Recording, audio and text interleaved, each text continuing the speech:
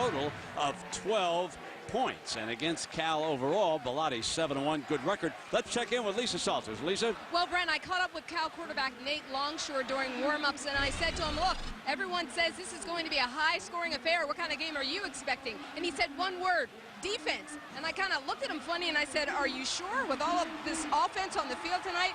And he said, I'm telling you, one of these teams, somebody's going to come up big on the defense. And he said, you know what? When it happens, you're going to think to yourself, Nate was right. Brent? We will wait and hold judgment on that, Lisa. Mike Bellotti. Gary Crowton, of course, his offensive coordinator now, the one-time head coach at BYU, and he brought the wide-open spread. Mike won the toss, and he elected to receive. So he wants to go on the attack against his one-time assistant, Jeff Tedford, right off the bat. So we will see Dennis Dixon, the Ducks quarterback. And another thing Bellotti doesn't have to worry about early on here, Bob, is kicking the ball off. That's been one of the Ducks' weaknesses, but they're going to receive right away. And you wonder if that did affect his decision to take the football, Brent.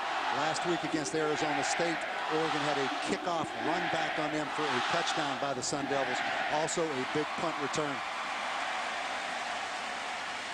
Terrific crowd on hand. It's just about 15 minutes after 5 o'clock here on the West Coast. Andrew Larson, a punter, is putting the ball down on the tee for the Golden Bears, and the Ducks are back deep. Jonathan Stewart and Jeremiah Johnson. So they never list them on the depth chart, but then out will pop their two best running backs.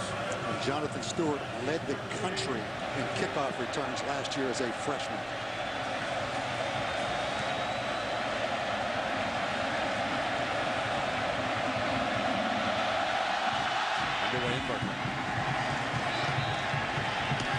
Coming out from the one is Johnson. Short of the 20-yard line, down at about the 18-yard line. So Dixon will come out, and there is a big three as far as impact players are concerned. Dixon, the quarterback, with Jonathan Stewart and Jason Williams. They're good too, Coach. And Brent, you're going to see the true spread offense. Dennis Dixon, the fastest quarterback in the history of Oregon football. Look for him to run the football tonight out of this spread set. There is the formation you'll be looking at with Dixon up, squaring it with Enoka Lucas, his outstanding center, switches the running back over to his right side. Offensive line holds, and it's intercepted. The first play of the game picked off by Brandon Hampton, the junior from Los Angeles. And the Bears have a 1st and goal to begin the evening.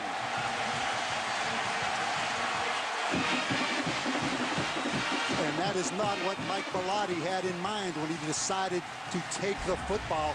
Brandon Hampton, the 5'10", 180-pound junior. Dennis Dixon gets a little bit of pressure and flat just throws it to Brandon Hampton.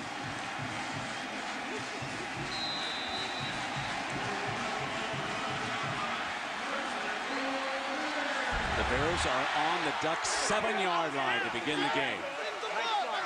There's Hampton, who picked it off. Marshawn Lynch, the ace running back, gets the first call, bounces. Gained about a yard, just short of the 5-yard line. We talked about the big three at Oregon, and California matches them. Well, you take a look at their three-of-a-kind stars. First of all, let's give Nate Longshore credit. He said defense was going to decide this game, Brent. They got the big turnover, but he's been on fire since the Tennessee game, which was the first game of the year. He's completing 70% of his passes since that time. And Marshawn Lynch and Deshaun Jackson, maybe the two most dynamic players in the entire Pac-10. Second down and goal for Longshore and the Bears. Going to throw for it. Incomplete. And a flag comes late. Thrown by the field judge down at the goal line.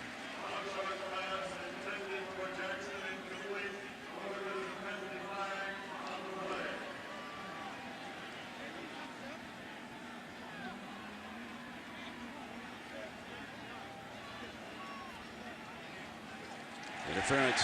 1st and goal, half the distance. Jack Wood, the referee. Pac-10 crew.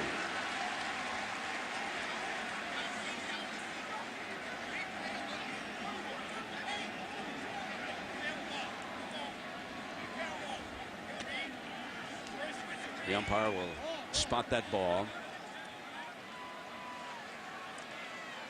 And Brent, the interference is going to be on number 6, Walter Thurman. Pass interference, defense. By rule, the ball will be placed at the 2-yard line. First down. I think you're going to see it right here, just bump and run coverage. Grabbed them a little bit right there with that left hand.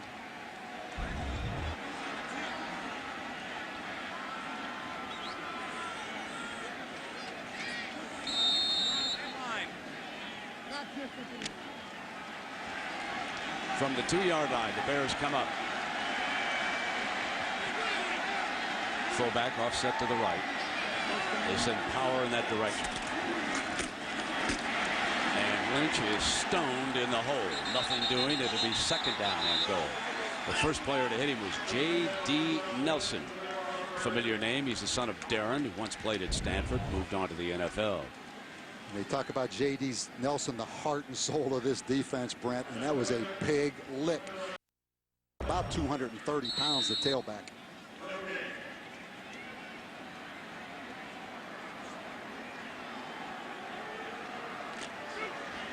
Checking the wristband.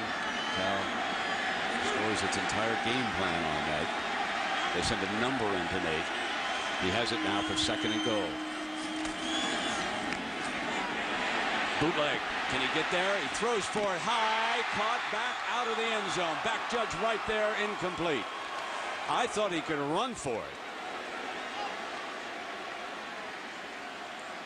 And you see the difference in these two quarterbacks, Brent. You're right. Nate Longshore looked like he had a chance to run to it for it.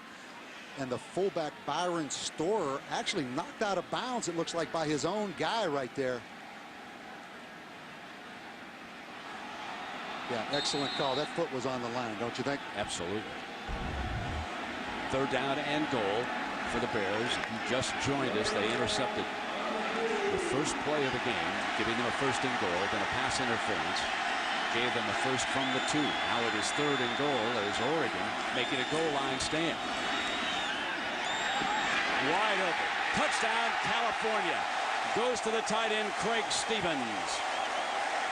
A very big part of the Cal game plan here tonight. He was very prominent in their practices early in the week, and he scores the first touchdown of the evening following the interception.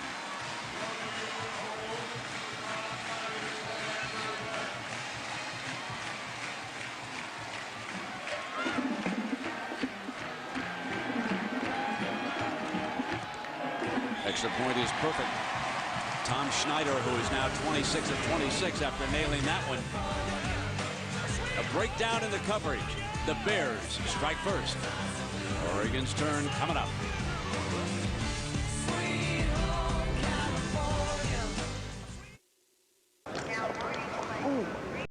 Saunders in New York for your prime time pulse over on ESPN. Tennessee leading Georgia 7-3.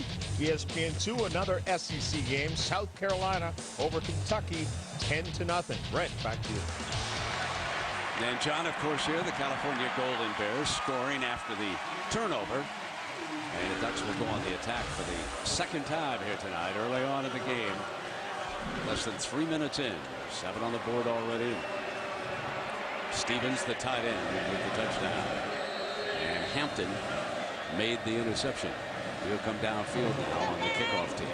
Andrew Larson handling the kickoffs. Stewart and Johnson, the 2 running backs, are back deep, trying to break one.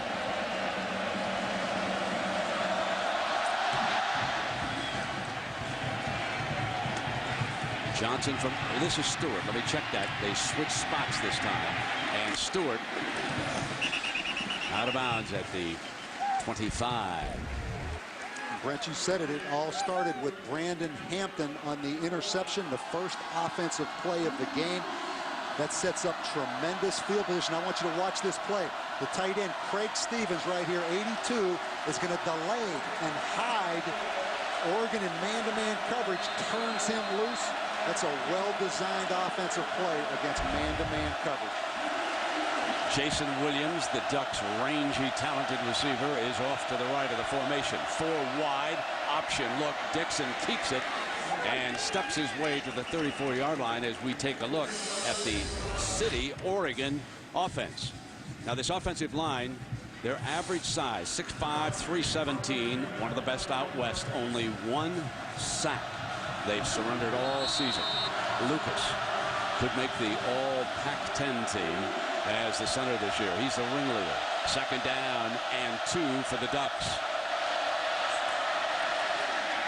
Pounding Stewart right straight ahead toward that yellow line in the 1st down, and Tafisi makes the stop as we see the defense now. They've got a good one at every level.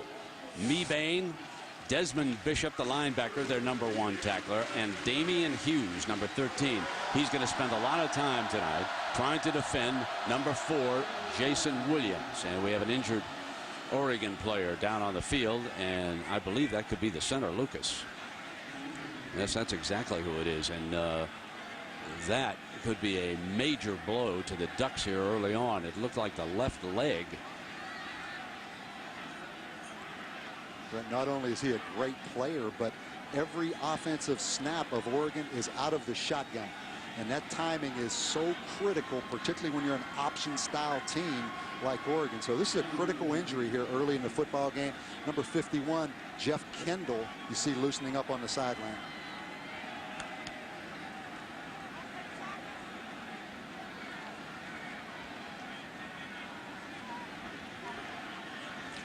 Mentioned this Oregon offensive line. 3 of these players, including Anoka Lucas, from Hawaii. 3 of these offensive linemen on Oregon's team. You see his leg twisted back over top of him. It's not the way that left leg was designed to bend, was it?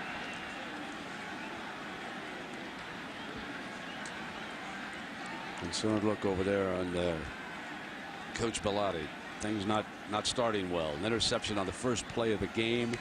Then you come back out in your second series. Your center is going to be out for at least a few plays. You would think he's going to have to go over for 1 by rule.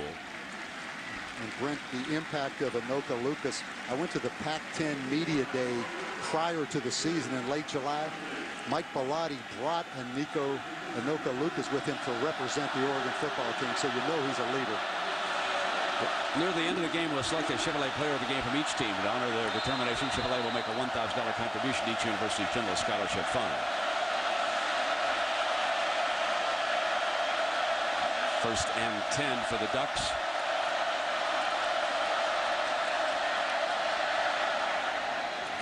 Another 1st down at midfield, and it goes to Brian Paysinger, the junior from Long Beach, California.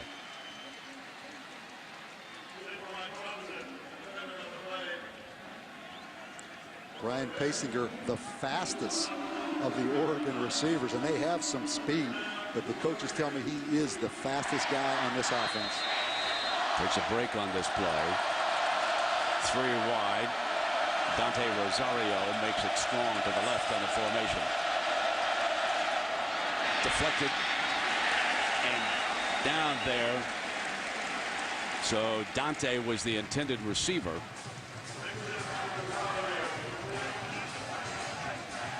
It's interesting, Brent, this Oregon offense comes in the #1 ranked in the Pac-10. They've not led the Pac-10 since 1955 in rush offense. So you see the ability of this spread offense to run the football. Jonathan Stewart, the running back, goes over to Dixon's right, and that's Williams, number 4. The big 3 all lined up back there, and a whistle flag comes down.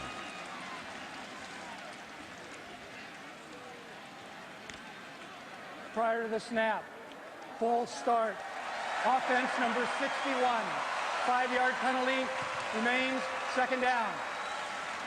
That was Churgy, the left guard. So certainly not the kind to start Bellotti, but good news as Lucas, number 55, returns and Kendall comes out.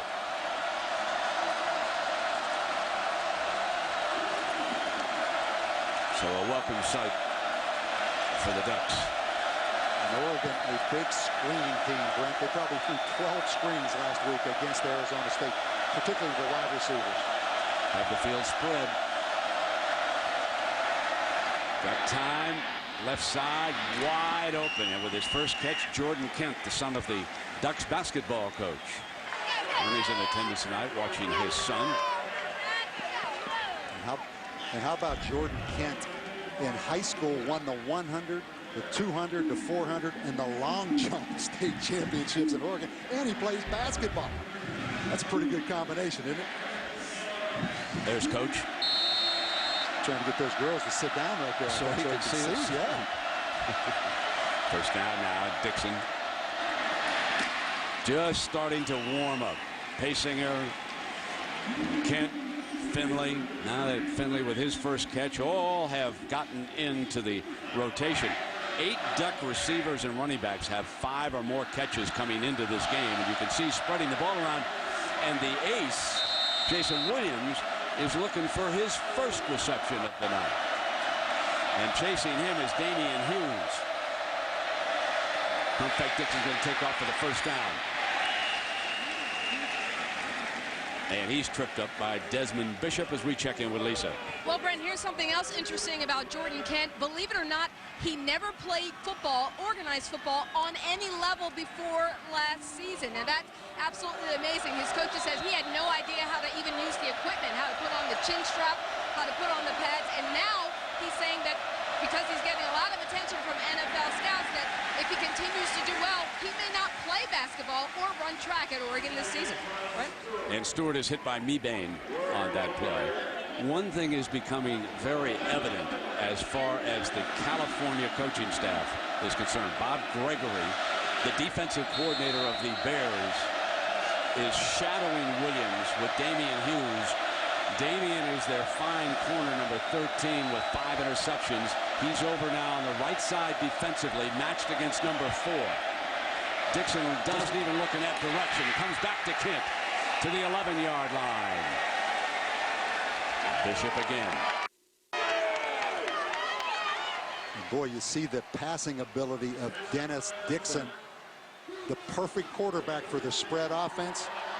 And you know it's a homecoming for Dennis Dixon as well. Today's Cal's homecoming game with this Oregon quarterback from right down the road in San Leandro, Brent, only 10 minutes from his Berkeley campus.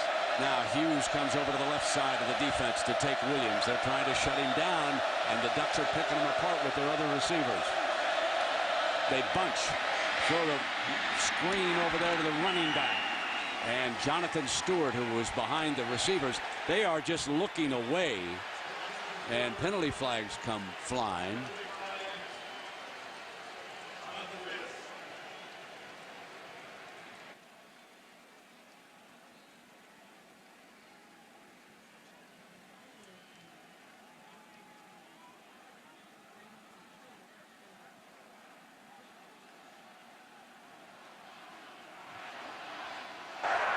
Dead ball, personal foul, defense number 10. Penalty will be enforced half the distance from the end of the play. Automatic first down. That's Bishop. Coach Foster has his ace linebacker over on the sideline to settle him down. And the Ducks could be in business. A first and goal from the 3. 8:15 remaining in the second quarter, and we could have our second touchdown of the night.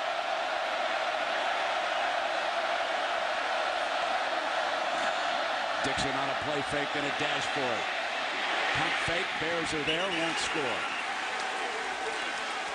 Bernard Hicks, the sophomore from Fresno, is up defensively. And how tough is it to defend a quarterback, Brent, that is the fastest quarterback in Oregon football history, and also the kind of arm he's evidenced on this drive. And you notice Oregon, a no-huddle offense, huddles down here in this critical area of the red zone to make sure they're all on the same page from a communication standpoint. Hughes goes out to the right side of the defense with Williams. Looks at him, bump and run inside the 5-yard line. The running back is stopped as Bishop had come back into the lineup after being on the sideline for a play. Somewhere he's one of them. As the Bears stop Bellatti's offense. You see the focus for Bob Gregory and the Cal defense. Stop the run. That was their biggest concern coming into this game with this Oregon offense, #1 in the Pac-10. But they've done an excellent job against the run so far. Jeremiah Johnson checks in. He's into the backfield. They've got both the backs in there now. We asked Coach about it. He said we rarely do it, but here they are, 3rd down and goal. Johnson and Stewart. Dixon to throw. Incomplete. Decision for Bellotti.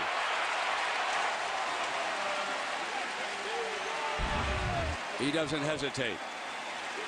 Field goal unit trots onto the field. Get on the board here. Keep in mind, Brent, this Oregon football team faked the field goal against Fresno to win the football game. When you play a Mike Bellotti team, always expect the unexpected in the kicking game. Now, Paul Martinez is an outstanding kicker, Bob. He's 7 of 9. He's hit all 20 of his extra point attempts. California tried to recruit him, and he opted to go up to Eugene and Oregon. With Brady Leaf the holder, the 22-yard field goal puts the Ducks on the board. It's 7-3. Well, for years, you didn't think of California Golden Bears as a football school. Then Jeff Tedford moved down here from Eugene. They've always had an abundance of world-class athletes in this part of Northern California. He was able to turn the corner, recruit some of the best in this area, a promise of upgraded facilities, which are going to begin right at the end of this season, and the show is on the road. Now, Oregon's problem with the kickoff. Evanson will see what he can do here. Fielded at the 2 by Marcus O'Keefe, one of the tailbacks. Looking for a corner. And he is out to the 26-yard line, and we check in with John Saunders. John? Brandon, the SportsCenter 30 at 30 update. First, the #2 team in the nation loses. Auburn down to Arkansas. Darren McFadden had a great game, 63 yards on this touchdown rush. He had 145 on the day. In baseball, the Tigers, after losing game 1, sweep out the Yankees. They'll go on to face the Oakland A's in the ALCS. Back to you, Brandon. I would not want to be around the boss, George Steinbrenner, tonight after his $200 million payroll spit the bit against the Tigers. Longshore, flanker screen. Marshawn Lynch, the running back, is over there as the receiver. He's an outstanding receiver. And when you think about the Cal offense and the receivers, not only do they have him as a running back, folks, they've got world-class speed. Lavelle Hawkins, Robert Jordan, and Deshaun Jackson. He has run a 4.29.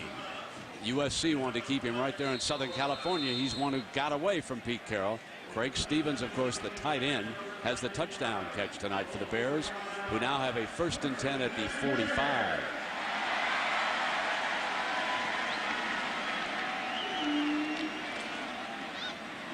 Now his running ability between the tackles. Stopped at the 47-yard line by this Oregon defense that has lost. Cole Linehan, a defensive tackle, broke a foot last week. Cornerback Jackie Bates broke a foot against Fresno. And Brent Haberly, a linebacker, broke an arm. So Blair Phillips, his hands are full. And J.D. Nelson, who is Darren Nelson's son, as we mentioned earlier in the broadcast, they have got to provide the leadership here tonight as the Bears are moving right back down the field. They have 1 touchdown, and of course they had just superb field position after the interception.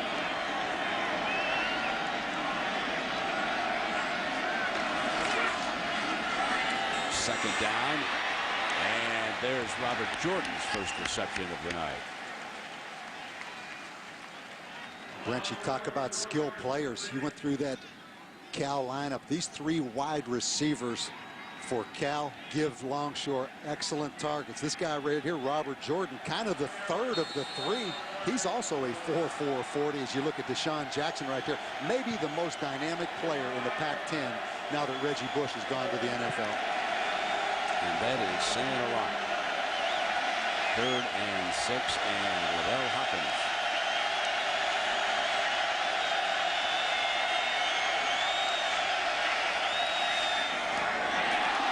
Dropped. Had the first down that time. And Sam Dessaw unable to hang on. The Bears are forced to punt. Andrew Larson averaging 43.8 yards a punt, 8 of his 19 inside the 20. Yeah, no question, Dessaw had a chance right there, Brent, for the first down. Just didn't make the play.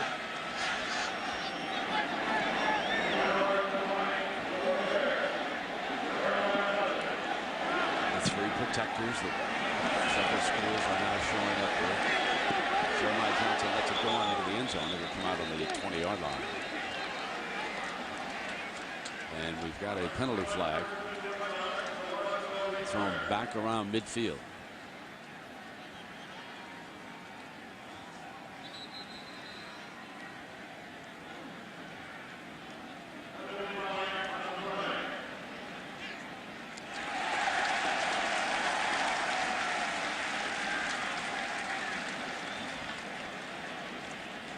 They were 4th and longer than 5, weren't they, in this situation? Did we get an automatic here?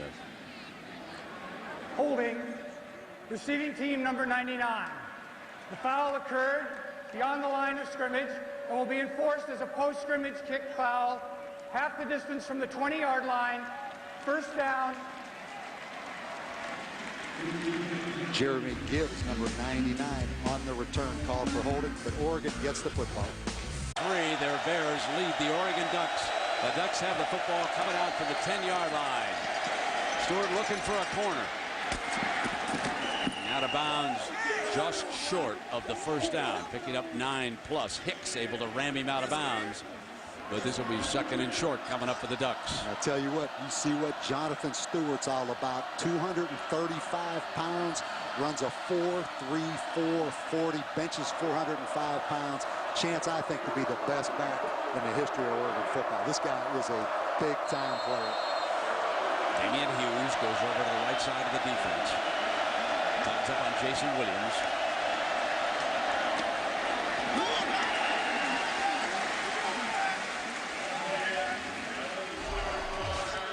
So there are the Division I-A running backs. A pretty good group there, Coach. How about 3 starts, over 140 yards in all 3 starts. Didn't play against Stanford because of an ankle. Pretty good cast of characters right there, those other 3 guys, too. This is 2nd down and 9. Obviously, he got a first down on that earlier run. I thought he was just shy of it, so let me correct myself. And now it is 2nd down and 9. And look at that Dixon create another first down, diving for it. Here's the big difference between these 2 teams, Coach. No question, Brent. I mean, this is the true spread offense quarterback. One thing I would say to Dennis Dixon, tuck that football away a little bit. Hold it a little more high and tight. But he is a dynamic player as we look at Mike Bellotti.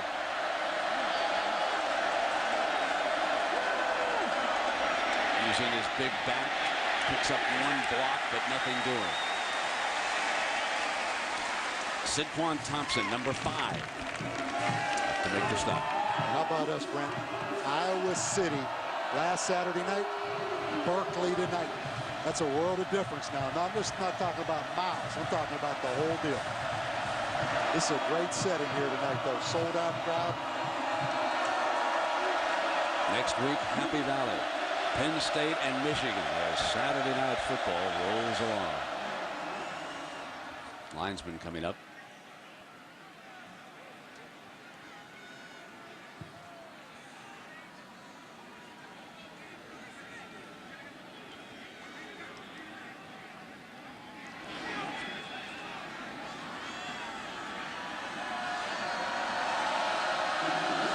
Correcting a little equipment problem. Jeremiah Johnson in as the running back. You can see they're tending to the helmet. That's why the game was stopped. It's Jonathan's helmet. That's why he's off to the side right now. 2nd down and 14.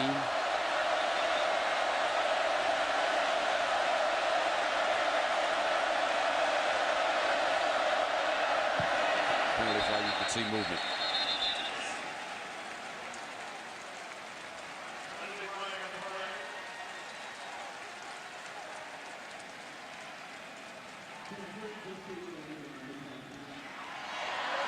Prior to the snap, false start. Offense number 77. 5-yard penalty remains. Second down. Right guard Massoon. Tedford has encouraged this crowd all week to be a factor. He learned, Brent, the opening game at Tennessee, what a loud crowd, what kind of effect that can have on a football game. And I'm impressed with this Cal crowd here. They're into it.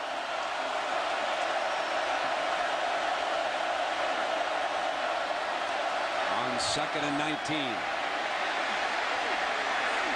Can't find an open receiver. And he is dumped on the 21-yard line. Desmond Bishop, the hard-hitting linebacker, took his feet out on that play, number 10.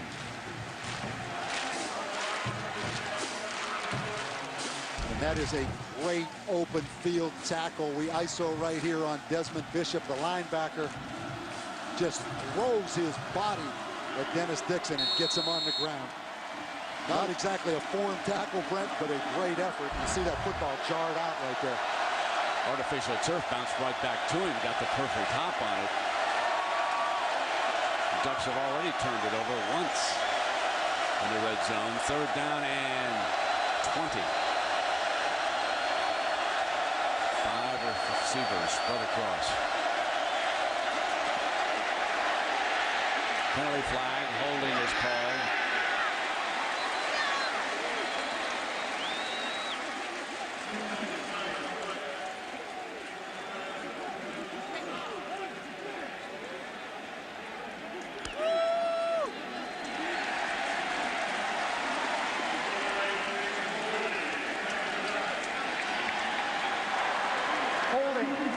Offense number 75. That penalty will be declined. 4th down. The hold is going to be right at the top here. Jeff Schwartz, 75, has Nia Tafoa locked up.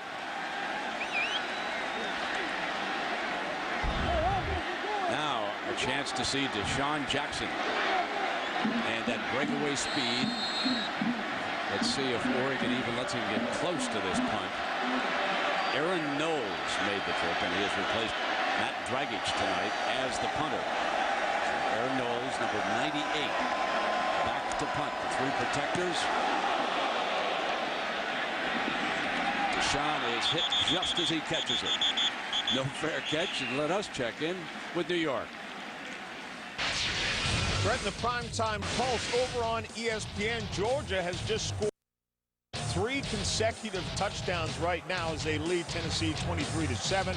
Over on ESPN2, the game has gone to half, remaining the same score. South Carolina by 10 over Kentucky. Brent, back to you. No, John, surprised that the Bulldogs found an offense tonight. But he said that for them to win that, it was going to be low scoring. And note there, 23 here, 7-3. Cal with the lead, down to 2 minutes left, and the Bears with the ball coming out for the 45. Nate Longshore, sideline, dropped. Jordan could not hang on.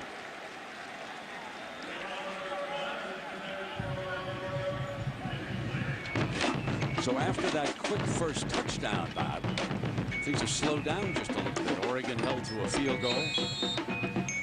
Exactly. You know, Cal comes into this game 4 straight games over 40 points a game. Cal has passed for only 4 yards in this game, and one of them a 2-yard touchdown to Stevens. So Longshore and the Bears' highly touted passing game hasn't got it going yet. And they still haven't. Tried to go back to his tight end who scored, and another incompletion. And Longshore is now 2 of 6. And some pressure by Dexter Manley. I think people around the country will recognize that name. His father played in the NFL. You look at Dexter Manley, he had 3 sacks, Brent, in the second quarter against Arizona State last week. His daddy was a sack master with the Washington Redskins. Son came out of junior college, signed on at Eugene. 3rd down and 10 for the Bears, back in the gun. Prior to the snap, and it looked like Gibson incurred this penalty. We'll back him up again. Prior to the snap, full start. Offense number 53. 5-yard penalty, still third down. Neither team really has it going offensively like we expected to see here so far. A lot of mistakes right now in this football game offensively.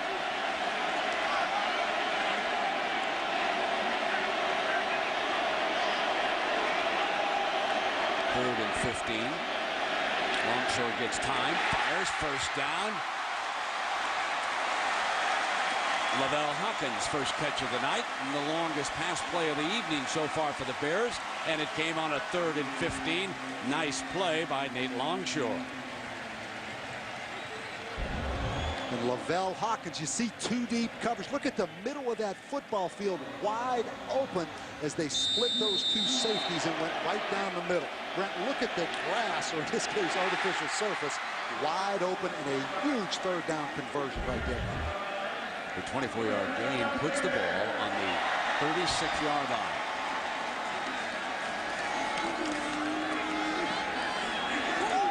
Deep middle, wide open, touchdown, Deshaun Jackson.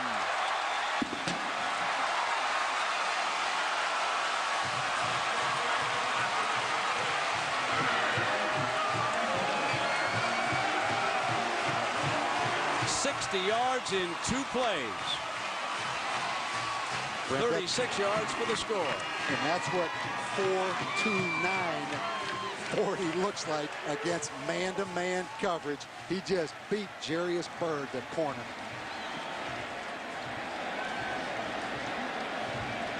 Tom Schneider been perfect this year. Tacks on another one. Penalty flag.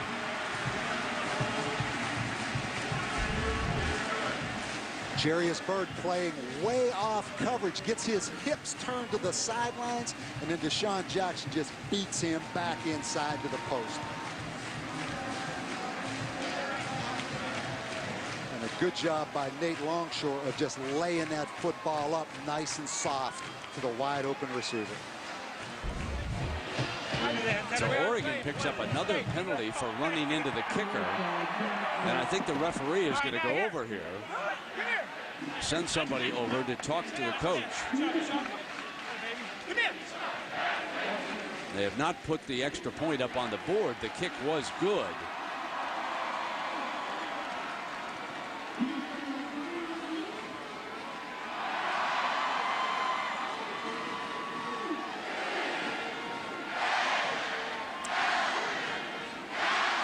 I would think they would take this on the kickoff, the penalty.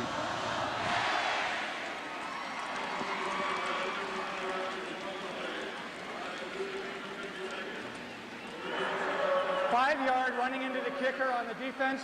That penalty is declined. The try is good. Took a lot of time to decide that. This guy tries to roll back. That's what you get. Right back. Wow. Pretty good acting job by the kicker right there.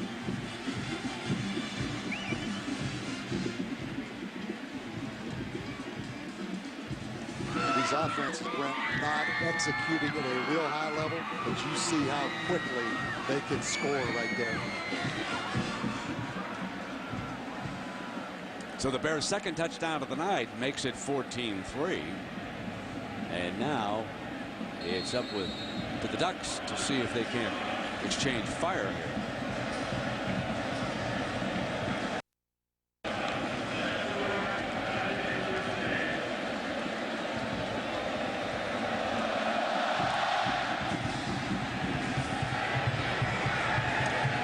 Coming out, Stewart. Gamble that failed. Ball was coming loose a little bit, and he is down at the 14-yard line. A reminder now, next Saturday, most of you are going to see Michigan. How high will they climb in the polls this week? On the road in Happy Valley for a primetime showdown with Joe Pa and the Nittany Lions, who pulled it out in overtime today against Minnesota. Others to see Arizona State take on USC. Saturday night football on ABC, presented by Southwest Airlines, 8 Eastern, 5 Pacific. College football lives here. Big crowd on hand. And the Bears, who've won 4 in a row after being throttled in Knoxville by Tennessee. Lead at 14-3 as they climb their way back up the polls and in the Pac-10 race. Oregon, meanwhile, undefeated and trying to rally, and the big fella finally gets into the attack. Jason Williams, first catch of the night, and you can see how talented he is. And there's some big receivers in this country, but this guy's the biggest. He's 6'5", 245, 177 yards receiving against Oklahoma. There you see number 13, who's been shadowing him all night, just gave up the first play. Option look, Dixon keeps it all the way to the 30-yard line. And Greg Van Hoosen, backup linebacker, seeing a little action here. Number 55, a junior from Saratoga, California. He's going to come back out now. And Bishop returns.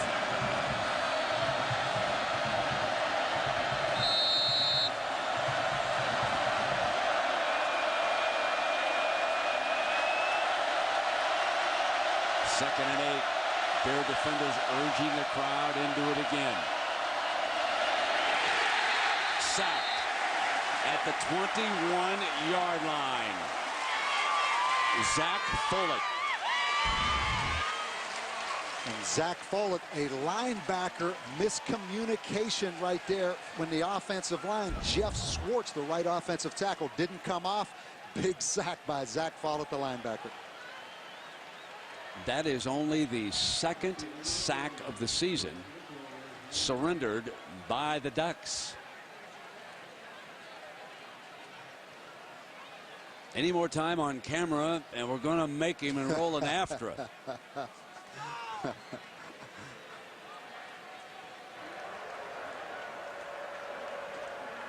A whistle was inadvertently blown because the 25-second clock was inadvertently started with less than 25 seconds on the game clock. Sounds kind of inadvertent to me. I don't know about you folks at home. How about the 3 O's right there on Dennis Dixon? 1 on the helmet, 2 under each eye. The clock operator, please reset the game clock to 18 seconds, which was the time when the ready for play was given.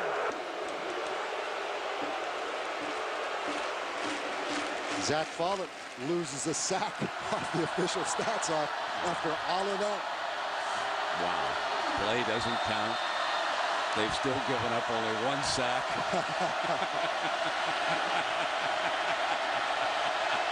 And Zach back in the field says, I'm coming again. And 75. I think Jeff Swartz says, you're not getting there this time, buddy.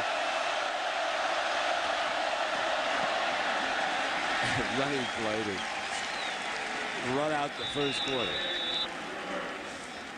14-3. The California Golden Bears lead the Oregon Ducks. 17 points on the board here. It's 3rd down and 4 as we start the second quarter. Jonathan Stewart's the running back.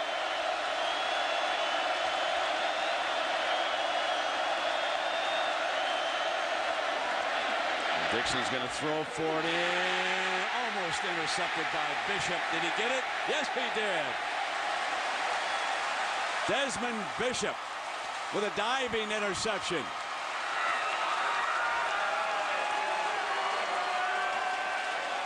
Another Oregon mistake.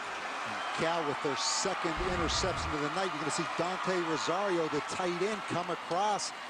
A little holding there by Bishop, tugging on his back.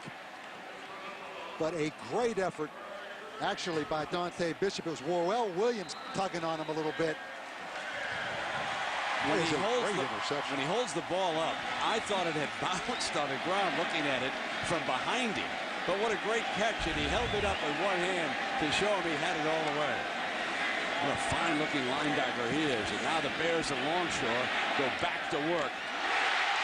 Another completion. Just striking fear and using Marshawn Lynch, the running back, for a 1st and 10 inside the 15-yard line.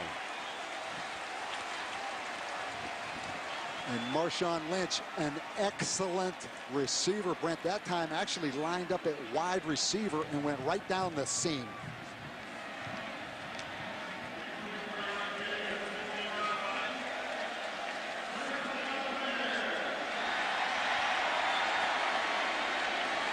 First down and 10 for the Bears.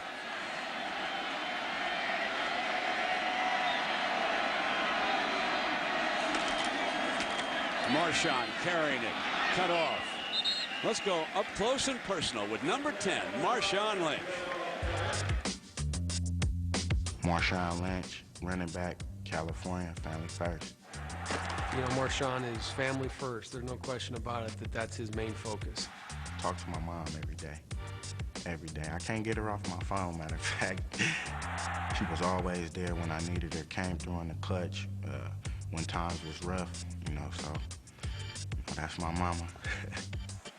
And he does not mind being called a mama's boy. But there's a great story involving Mom when she comes to these games. We're going to hear from Lisa here in a moment on this one. Short of the first down, still throwing for it. It'll be third and short. Lisa, have you spotted Mom here tonight? Well, I saw his mom. She actually is in her seat right now, but Brent, usually she paces up and down the sidelines. I talked to her about it, and she says it's just nerves, but for right now, I'm going to try to sit for as long as I can, but be rest assured, I will be up and pacing the sidelines at some point during the game. As you said, Brent, Marshawn Lynch is a self-described mama's boy. He has the words mama's boy tattooed on his back, and when I asked him, aren't you worried that people are going to think you're soft? He said, they can think whatever they think. I am a mama's boy. That's just the way it is. Third down and short now. Mama's boys in that eye, and they give it to the fullback, the lead blocker, and they didn't surprise the Ducks. They ambushed Store that time.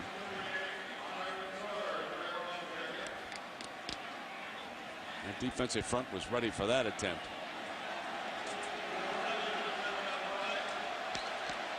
All the momentum on the side of Cal. I think Jeff Tedford's going to go for it right here. You agree with that? I do. I think all the momentum on his side, but now he's going to call timeout and probably overthink it a little bit now, overanalyze this situation. And the reason I say to go for it, Brent, there's going to be a lot of points tonight before this game's over. Valid point. We'll take a break. You're watching ESPN on ABC. Well, there's Delisa Lynch now watching, and the Bears are going to go for it. Her son will be in that eye behind the fullback. It is fourth and about a half yard. Here he comes. He got that first down. It'll be first down and goal for the Bears. That's Mama's boy hitting it up in there for the first down. I think an excellent call right there by Jeff Tedford early in this football game. Yeah, baby. Yeah. This is a great shot from right on top. I mean, he just ran over top of Dexter Manley that time. Mama wasn't sure there for a second. No, she wanted the touchdown. She hesitated a little bit. No, she wanted the first down. She's not greedy.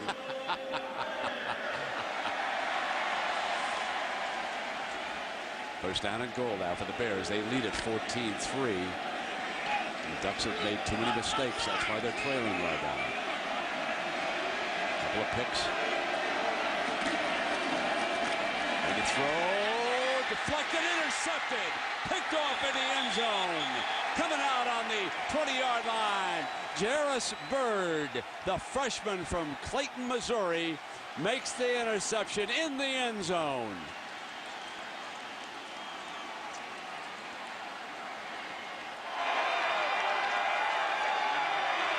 And the third tight end, David Gray, is going to come across on the crossing route. And the ball is batted by number 33, Blair Phillips. And Brent, keep in mind, that was first down and 10 as Jairus Byrd comes up with the interception for Oregon.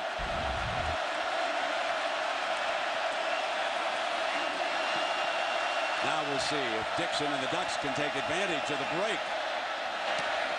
Dropped. Second down and 10. Jason Williams had one down low, but let it get away. 3 interceptions already in this football game. Maybe Nate did know something. Exactly. It was going to be Exactly. defense. We kind of rolled our eyes a little bit when they talked about defense, but maybe we owe him an apology.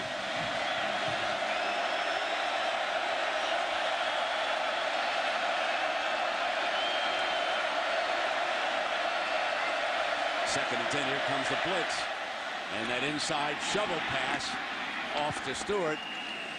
And Stewart to the 25-yard line. Let's check in with Matt Weiner for the first time tonight. Matt, how you doing? Hey, Brad, let's get a Taco Bell update. UCLA and Arizona, both quarterbacks in this game were injured and are now out. So it's the backup, Patrick Cowan, to Matt Willis for the Bruins. That puts them on top, 14-7. Ben Olsen out with a sprained knee. All right, Matt, we'll keep an eye on those two injuries. Here, 14-3. Cal just turned it over. Going in for a possible touchdown. Ball was loose. Ball on the ground. Bears say they've recovered it, which would be the 3rd turnover. Let's see. They'll unpile everybody. There it is. Turnover number 3. And Abu Mahafala. I took care of that one, Coach. I'm not going to repeat that name. Come on, you can handle Mahafala. I'm just going to go with number 43. But a huge turnover on 3rd and 5. He never had the handoff from the quarterback right there. And that's option football right there. Because Jonathan Stewart wasn't sure he was going to get the football. And another huge turnover by this Cal defense.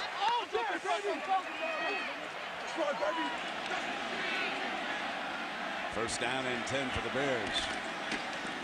Here comes Lynch. Big hole left side. Explodes. Lynch going to the goal line. Down to the 1-yard line. Marshawn Lynch. He's hobbling a little bit. He goes down at the 20-yard line. It turns a somersault. It'll be all right. But we look at Mama's boy right here. The thing he can do, Brent, he can power you. And how about that stiff arm to the face right there? I mean, that is some strength. He put it on Patrick Chung, number 15.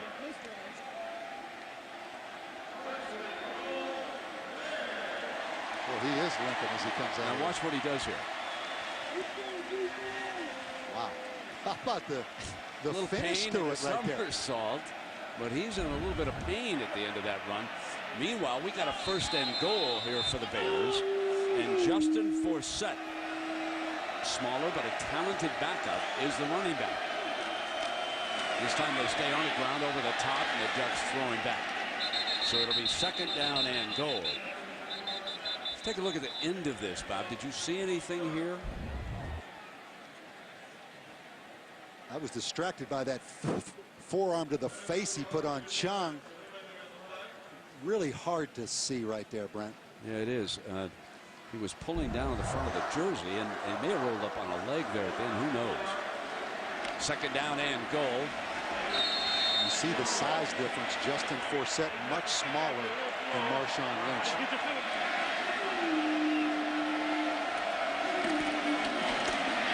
And the quarterback keeps it. Nate Longshore.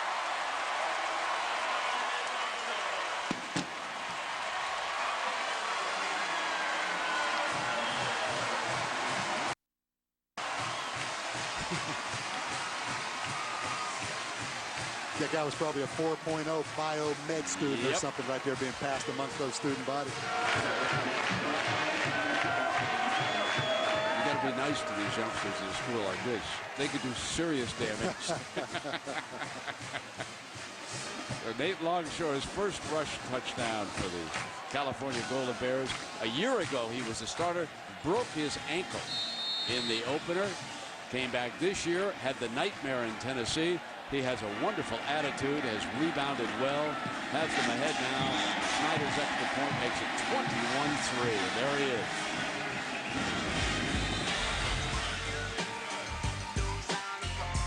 So the Bears have jumped up on the Ducks. Oregon needs a rally. 14. South Carolina still leading Kentucky 17-7 now.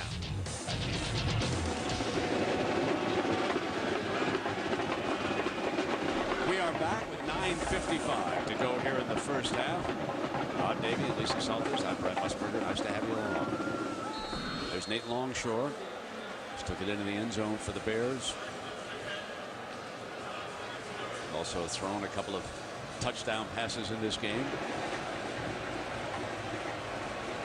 He has fun, doesn't he? Great personality.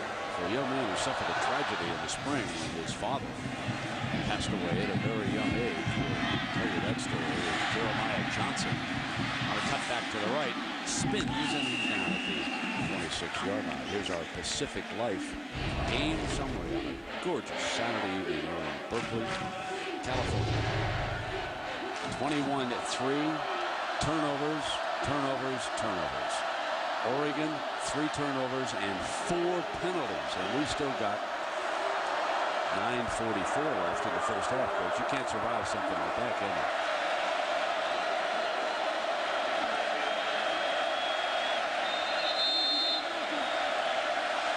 First down and 10.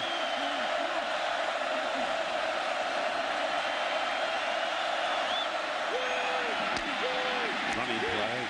Big Stewart to the 29-yard line. And Bob, let's check out those miscues. Brent, you said it. Particularly on the road, it's difficult to survive 3 turnovers early in this football game. Keep in mind, Oregon, 41 players on their football team from the state of California. This is a huge game as you look at the concern right there on Mike Belotti's face.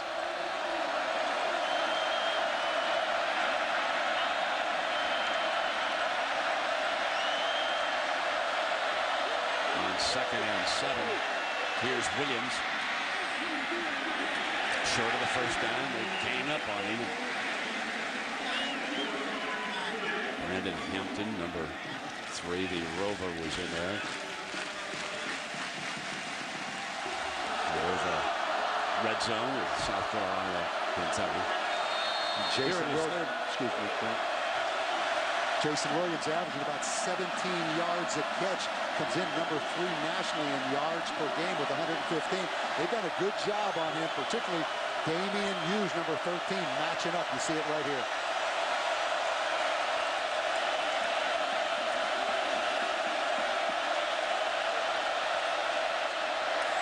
They're trying to run for it, and the Bears jumped it. The Bears were ready for that play. And Oregon will send the punt team onto the field here with 8 minutes to go in the first half. A half to forget so far for the Ducks. You're going to see 69 Matt Alele right there, 335 pounds with the center, Anoka Lucas. Big stop, and Brent, always fake punts a factor when you play against an Oregon football team and Mike Bellotti. And I'm sure Cal is thinking the same thing right now. Jackson's the return man, number 1. Knowles hits it at the 25-yard line. Jackson runs up, trying to deke him. Did. Got the great speed. Out of bounds. What a great bluff that was by Jackson, who's woofing down there on the sideline. He is a dynamic player out of Long Beach Poly, right there in the backyard of USC. Cal beat USC to recruit him. Long Beach Poly with more NFL players than any other high school in the country. He had reason to woof. A young fellow there on the sideline pushed him down. We'll take another look at that when we come back. At the end of the season, Forsett, the running back, remember Marshawn Lynch, was injured on the play that set up their touchdown. Let's go back to the sideline and let's take a look at Blair Phillips, the Mike linebacker over here on the sideline, number 33. Just a gentle little how do you do. And now watch. And he's not afraid of the big linebackers now, is he, Coach? Huh? No harm, no foul, though, right? Blair Phillips just protecting himself a little bit there on the sideline. Now, wait a minute. Oh, wait a minute. How big is Blair Phillips? Protecting himself. Yeah. Protecting him, you know. I've been run over on that sideline. Push him down a little bit there, he did. 2nd down and 4. From the gun. Incomplete. Trying to put it back in Jackson's hands. You look at Deshaun Jackson. He's still John. He's still same guy. At it. It absolutely started by Blair Phillips over here on the sideline. They're going to get Blair over here. They're going to bring him off in this substitution package now. 3rd down at 14. 24 points on the board, 6:30 to go.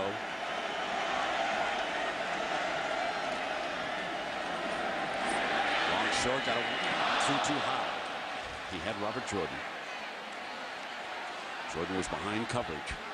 And it'll be 4th down. Bears will punt. Still plenty of time for the Ducks. And Nate Longshore on fire since Tennessee. That time did have his wide receiver wide open and the ball overthrown. Jeremiah Johnson back deep. Larson from behind with the 3 protectors that a lot of folks are starting to use now. At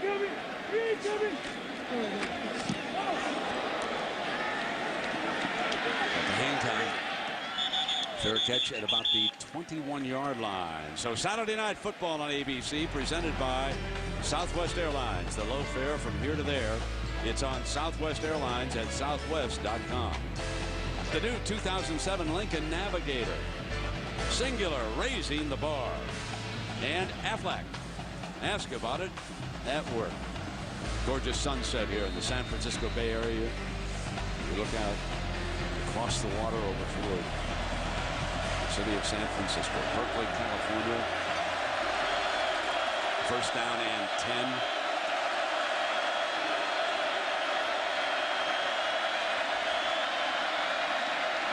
Dixon gets plenty of time. And good coverage. 2nd down, the intended receiver, Brian Kasinger. You see Oregon a little bit out of rhythm. Keep in mind, they're a fairly balanced offense, but Brent, they really want to run the ball first. They lead the Pac-10 in rushing.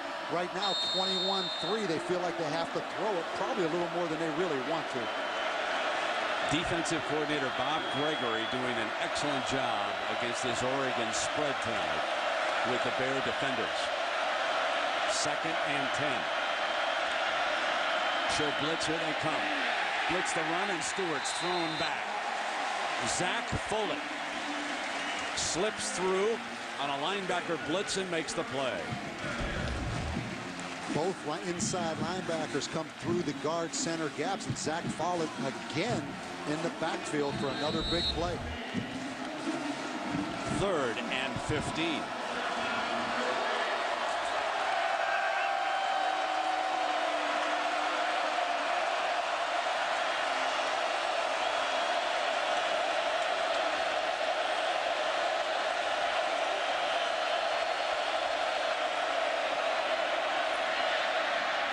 Deflected, incomplete. And once it's deflected like that into the middle, you know it can be picked off by somebody. So the Ducks are fortunate there. Rosario, the intended receiver, and Dennis Dixon struggling here in Berkeley tonight. And a great look right here from Skycam. That ball was batted, as you mentioned. And how about this Cal defense, Brent? Came in ranked 91st in the country in total defense. Excellent job so far early in this game. Jackson again with Knowles backed up inside the 5-yard line to take the snap. Cal should have wonderful field position. And there was a Bear on top of Knowles.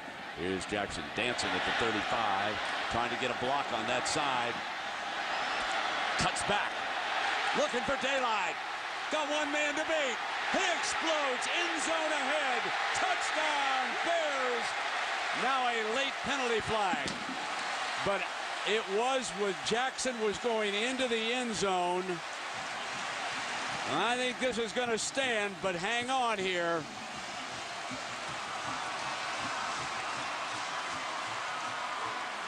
Rosario, the tight end, was definitely involved down there. He was engaged at the 30.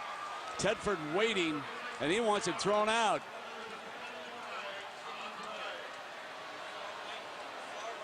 Jackson was already at the 10-yard line when it was thrown behind him. There is no foul on the play. No foul on the play for a personal foul. The contact is unintentional. And he did get the flag thrown out, did he? But is this not the next Reggie Bush in this conference? You don't coach this, Brent. He takes it, reverses his field, and it gets a great block. And now the 4-2-9 kicks in. His second punt return for a touchdown this year. 64 yards. He told us yesterday, when I said, how could you get away from Pete Carroll in Southern California? When they hone in, they usually get everybody. He said, I just wanted to leave Southern California and go to school someplace else. He said that was the only reason. No negatives involved whatsoever. Love it up here in Cal. And it's 28-3.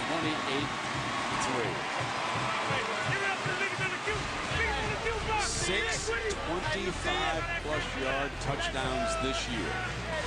Mr. Dynamic of the California Bears. It's 28-3.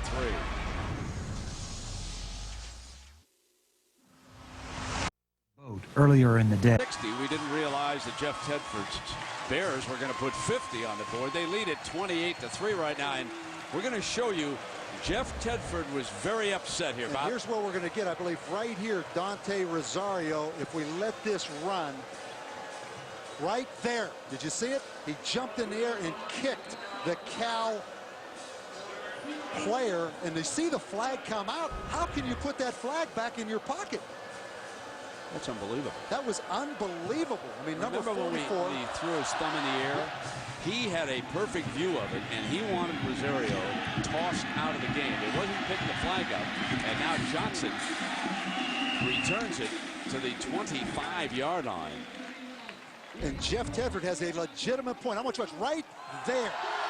Right there. He clearly jumped in the air and kicked that Cal player, and the flag comes out. Watch this.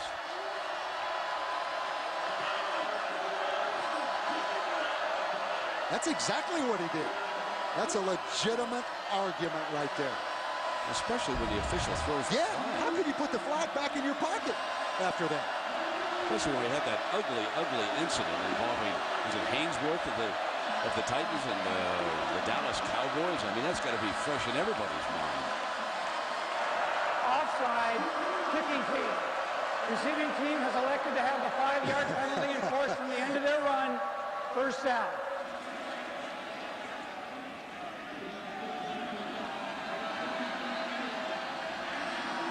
Well, the Ducks, Dennis Dixon trailing 28-3. Oregon has self-destructed, turning it over 3 times, allowing a punt return for a touchdown.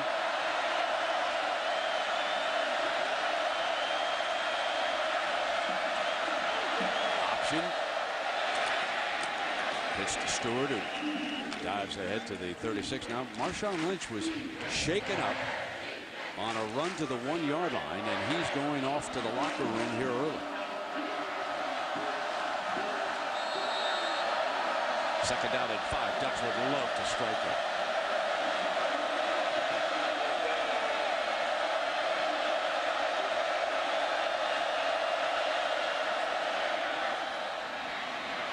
First and 10. And the receiver was Finley as we check in with Lisa. Well, Brent, as you recall a couple of minutes ago, Marshawn Lynch, that play on the 1-yard line, he says that the player fell on his leg. At first, the trainers were working on his right ankle, but he says it's entire right leg. And I know that because he walked over to the fan section and started hugging and talking to his family members. He said he just wanted to consult them about whether he should go back into the game or not. I said, you guys are up pretty big. He goes, not big enough. I want to get back in there, but obviously he's in a lot of pain. First and 10 and a jarring hit on Rosario. A little bit of payback there by the Bears' Zach Foley, who unloaded on the tight end after that reception. I mean, Zach Foley right now, the defensive player of the game so far. That is a lick right there. Second down and 3. Ducks trying to drive in.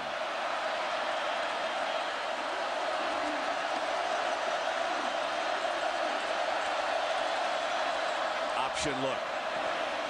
Pitch, dives for the first down using Stewart. Well, Jeff Tedford, he's been a master with quarterbacks through the years. Time for our Aflac trivia question. How many first-round NFL quarterbacks has California head coach Jeff Tedford coached? The only hint I'll give you is remember he was at Fresno State for a while before he went to Oregon and then came down to Alabama. Just go ahead and see if you can jot down the names, okay? How many do you come up with? First down and 10 for the Ducks. Lucas shaken up early, still over the ball at center. He returned after missing a couple of plays. Touchdown would be huge for Oregon late here in the half. Dancing to the left, he'll keep it. Now he's got the first down. He saw that it was open, and he picked up the first down and then danced out of bounds. 15 yards. No question the ability of Dennis Dixon right here. Stays in bounds, gets what he can get, and then get out of bounds. Smart guy, Brent. 4.0 student in the spring semester at Oregon, Dennis Dixon. Leading rusher for the Ducks. He's rushed for 36 and Stewart for 25. Jeremiah Johnson is the running back. He throws the block. The throw back, Williams drops it. Incomplete pass. Second down and 10, and Williams got the dropsies on a couple of balls, and he said, my fault. That's his second. Jason Williams, early in his career, that was the knock on him. A little inconsistent catching the football. They thought he was through that phase, but let's be honest, Oregon not playing very well right now offensively by any stretch of the imagination. After exploding at Arizona State last week, they've come up limping here in Berkeley so far, haven't they? But plenty of time. 2:41 now. Dixon slides down short of a first down. And the most dangerous weapon they've had in this drive, his feet. And this is an offense, as we look at the concern on Mike Bellatti's face, over 500 yards, Brent, against Oklahoma, Arizona State, and Stanford. And the one that jumps out at you, over 500 on a very fast Oklahoma defense.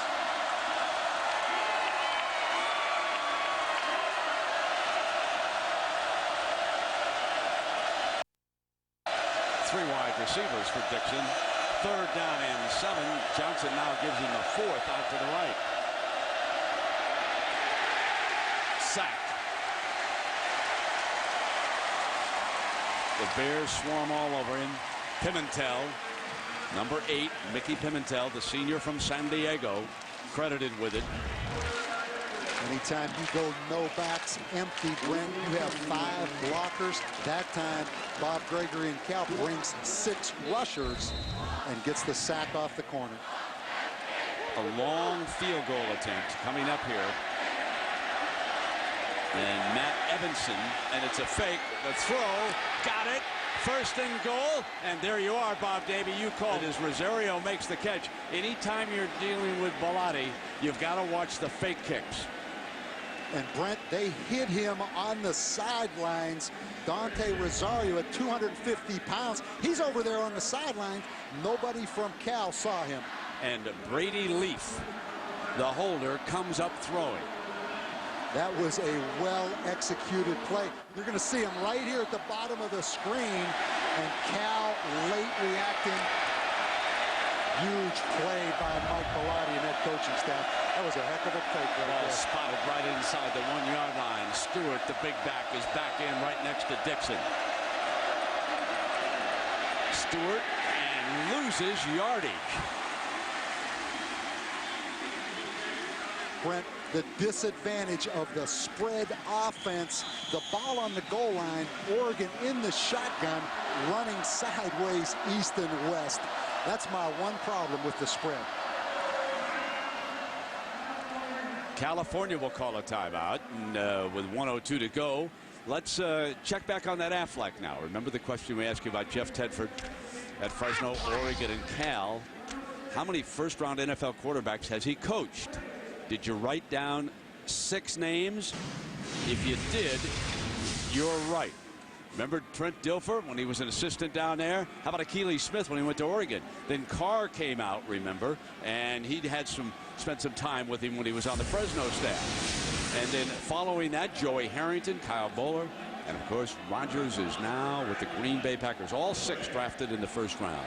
And there's always the argument or the points brought up, Brent, why don't these guys have more success at the next level in the NFL?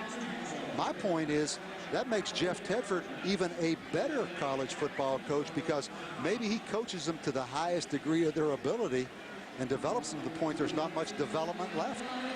You know, very comparable with Steve Spurrier. If you go back and look at the quarterback Spurrier turned out at Florida, and of course we have to hold on because Rex Grossman playing very well for the Chicago Bears as he takes over that team. But a lot of the Gator quarterbacks who set records for Spurrier did not set the NFL on fire. At any rate, we got second and goal. It's Saturday Night Football here. And Stewart pounds to the end zone for the touchdown. Jonathan Stewart's 5th touchdown of the season. The Pac-10's leading rusher. And the thing you love, Brent, they put the quarterback under the center. They put a lead blocker in there. They went to the I formation and pounded it in. But go back to the fake field goal, a trademark of Mike Bellotti coached football teams. Now, this is a trademark, too. On the extra point, they'll swing the gate over. And believe me, they've got plays out of that also. But here, you would think that the percentage. And Evanson, he tacks on the extra point. And we've got time for a prime time pulse. So let's check in with John Saunders. John. Thanks, Prentice. We remind everyone that over on ESPN, Tennessee looked like they were going to be blown out, but they're down by just 3 now as they started to come back. And meanwhile, South Carolina's 17-0 lead is down to 17-10. That one is over on ESPN 2. Brent, back to you. All right, John, thank you. And here it is 28-10, and with time running out, a minute 4 left here in the first half, but that should give the Ducks a big lift here back. That was a huge lift, Brent, right before the end of the first half. And for those fans sitting out there that haven't watched a lot of Pac-10 football, don't leave, because there's going to be a bunch more points in this football game tonight. We've already had 38. And I said at the top of the show we were headed into the 60s. And we may even make the 70s with this bunch. Nate Longshore, a couple of touchdown passes tonight. He's also rushed for his first touchdown for the Bears.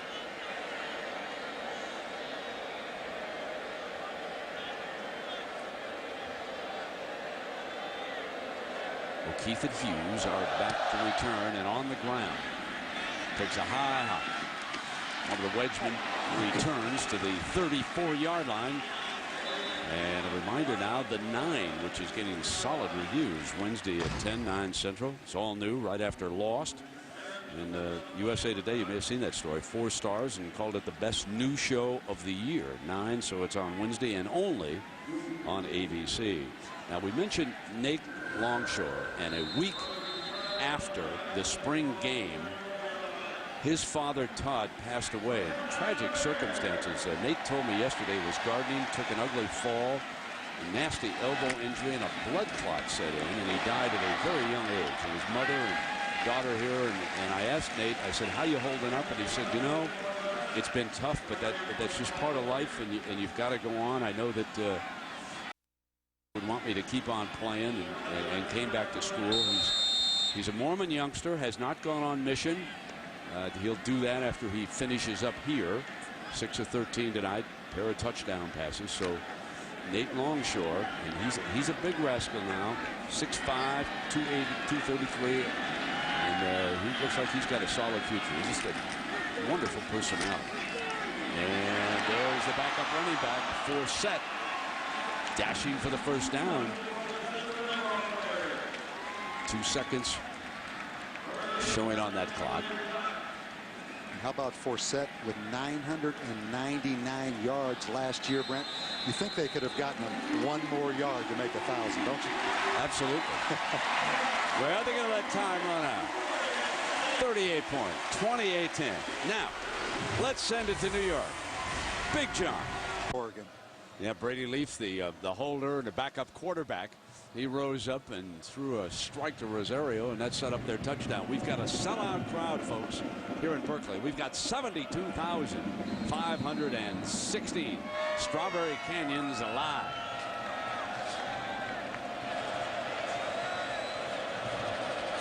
O'Keefe and Hughes are back deep to return. If you just snapped on your set, yep, those are the Bears in their brand spanking new jerseys. First time out of the box, and they're going to bring it out with O'Keefe.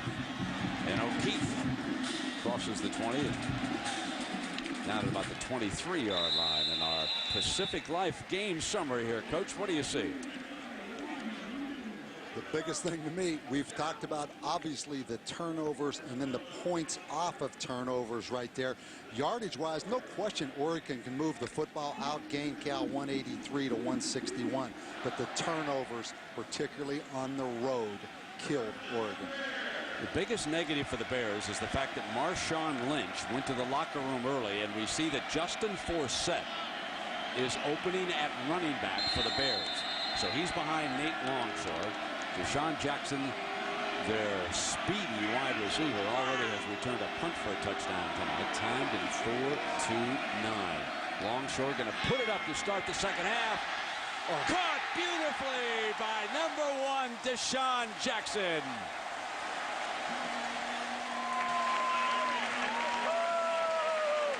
Speed kills, folks, over and over again.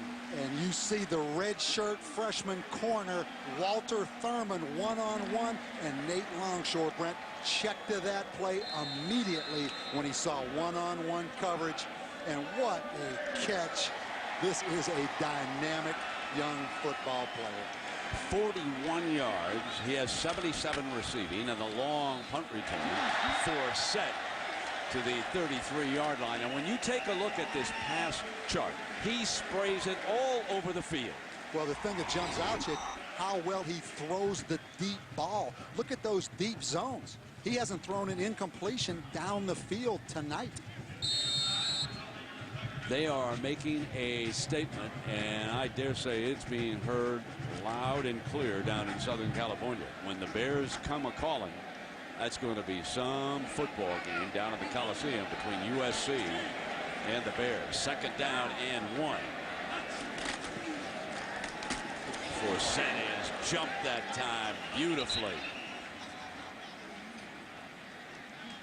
Toena got a hand on him and ripped him down.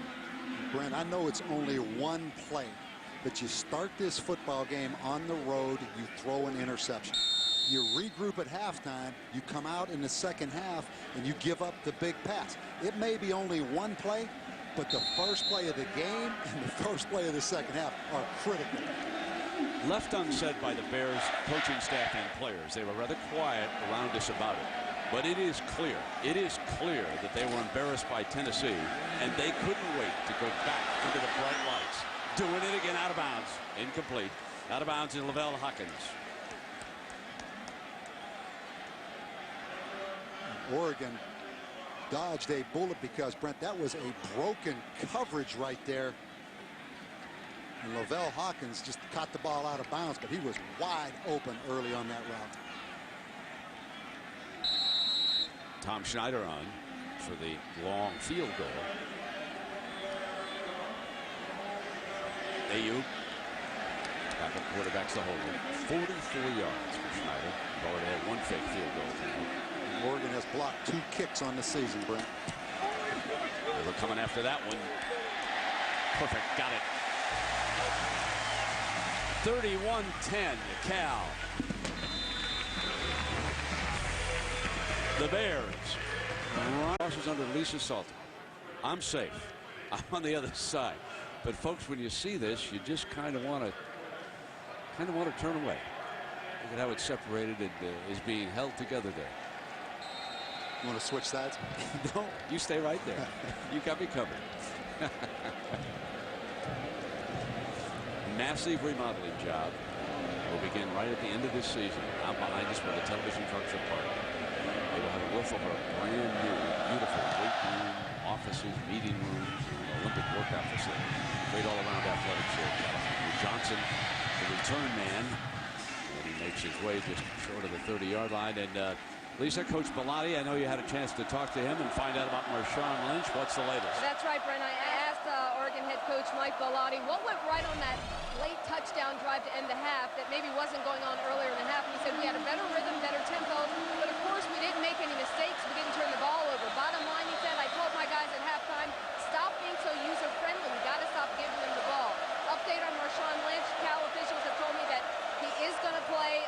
He was out here a little bit earlier warming up. He's going to try to give it a go. Right? All right, Lisa, thank you. Dixon and the Ducks attempting to rally. Kent picks up a first down, and he's out to the 45-yard line with Desmond Bishop, very active linebacker. Marshawn getting serious when he put the helmet on over there on the side, huh, Coach? I think he'll be back. What helps Oregon in this game, Brent? I know it's 31-10, but they are a no-huddle offense. I think they need to pick the tempo up a little bit on the no-huddle and get that ball snapped a little quicker.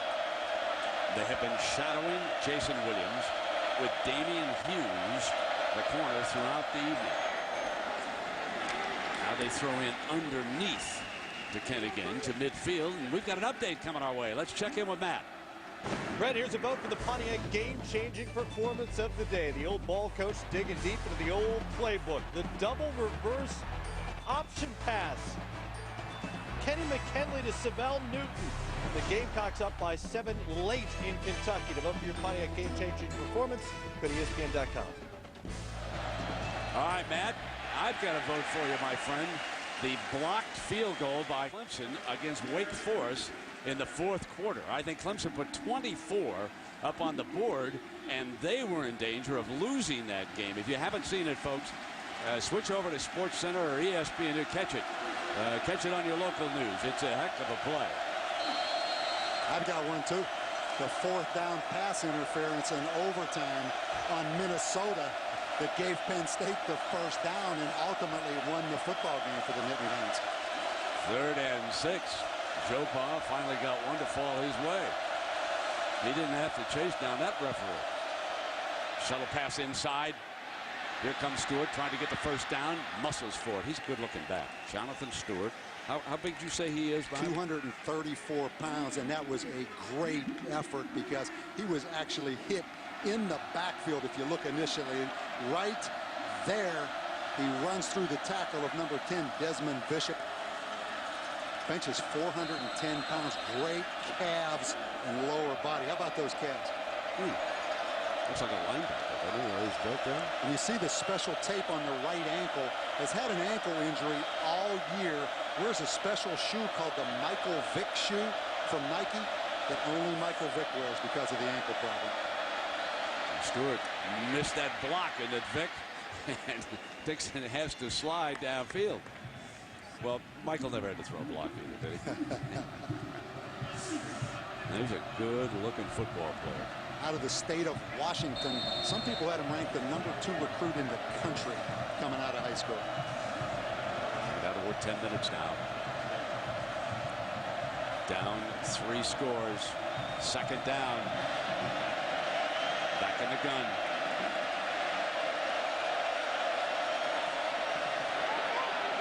Puckett holds, goes down sideline, incomplete, and he wanted Williams, and you could see the coverage by Damian Hughes, who has 5 interceptions this year, and he's returned 2 of them for touchdowns. And some people say Damian Hughes, the #1 corner in the country. Great confidence right there. You say the big receiver, Jason Williams, pushing on a little bit. But anytime you have a lockdown corner and you can take the other team's leading receiver out of the game, that's a huge advantage. And that was part of Coach Gregory's scheme all week long.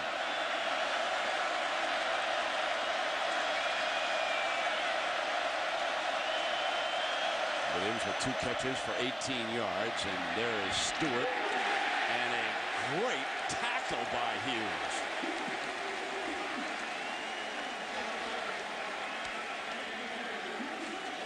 And Brent, Jason Williams at 6'5", 241. He has a chance to make a block out here on the option, and Damian Hughes just whips him. You know, the great wide receivers not only make plays catching the ball, but they make plays blocking. That was a big missed block right there by Jason Williams. 4th down and 6. Aaron Knowles, the punter tonight. From behind him. Fair catch is the signal. They'll let it go on into the end zone. Well, folks, Jessica Simpson. She's a season ticket holder here at Berkeley. She doesn't even know it. We've got that story when you come back.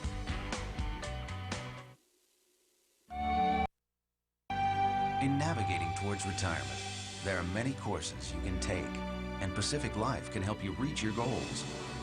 With over 135 years of experience, Pacific Life offers a wide range of financial solutions. Approach the future with confidence.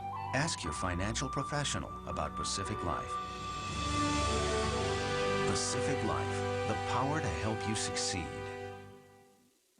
Hey, over here. Why don't you switch to our network? We're just like them. Are you reliable? Excellent question. How about for email or downloading music? Why not? Only one wireless network is America's most reliable for calls, downloads, and emails. That is a problem, and we are working on it. Verizon Wireless. It's the network. One of the great things that I think I've been able to do in my life is seize opportunities. I wasn't even a starter.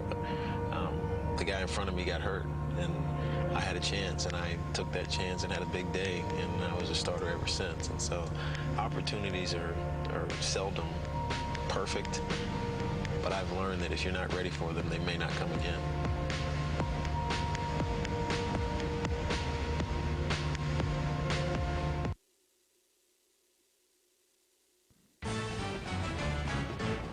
Saturday Night Football on ABC, presented by Southwest Airlines. The low fare from here to there. It's on Southwest Airlines at southwest.com. Pacific Life, for insurance, annuities, and investments. Choose Pacific Life, the power to help you succeed. Cadillac. And Capital One.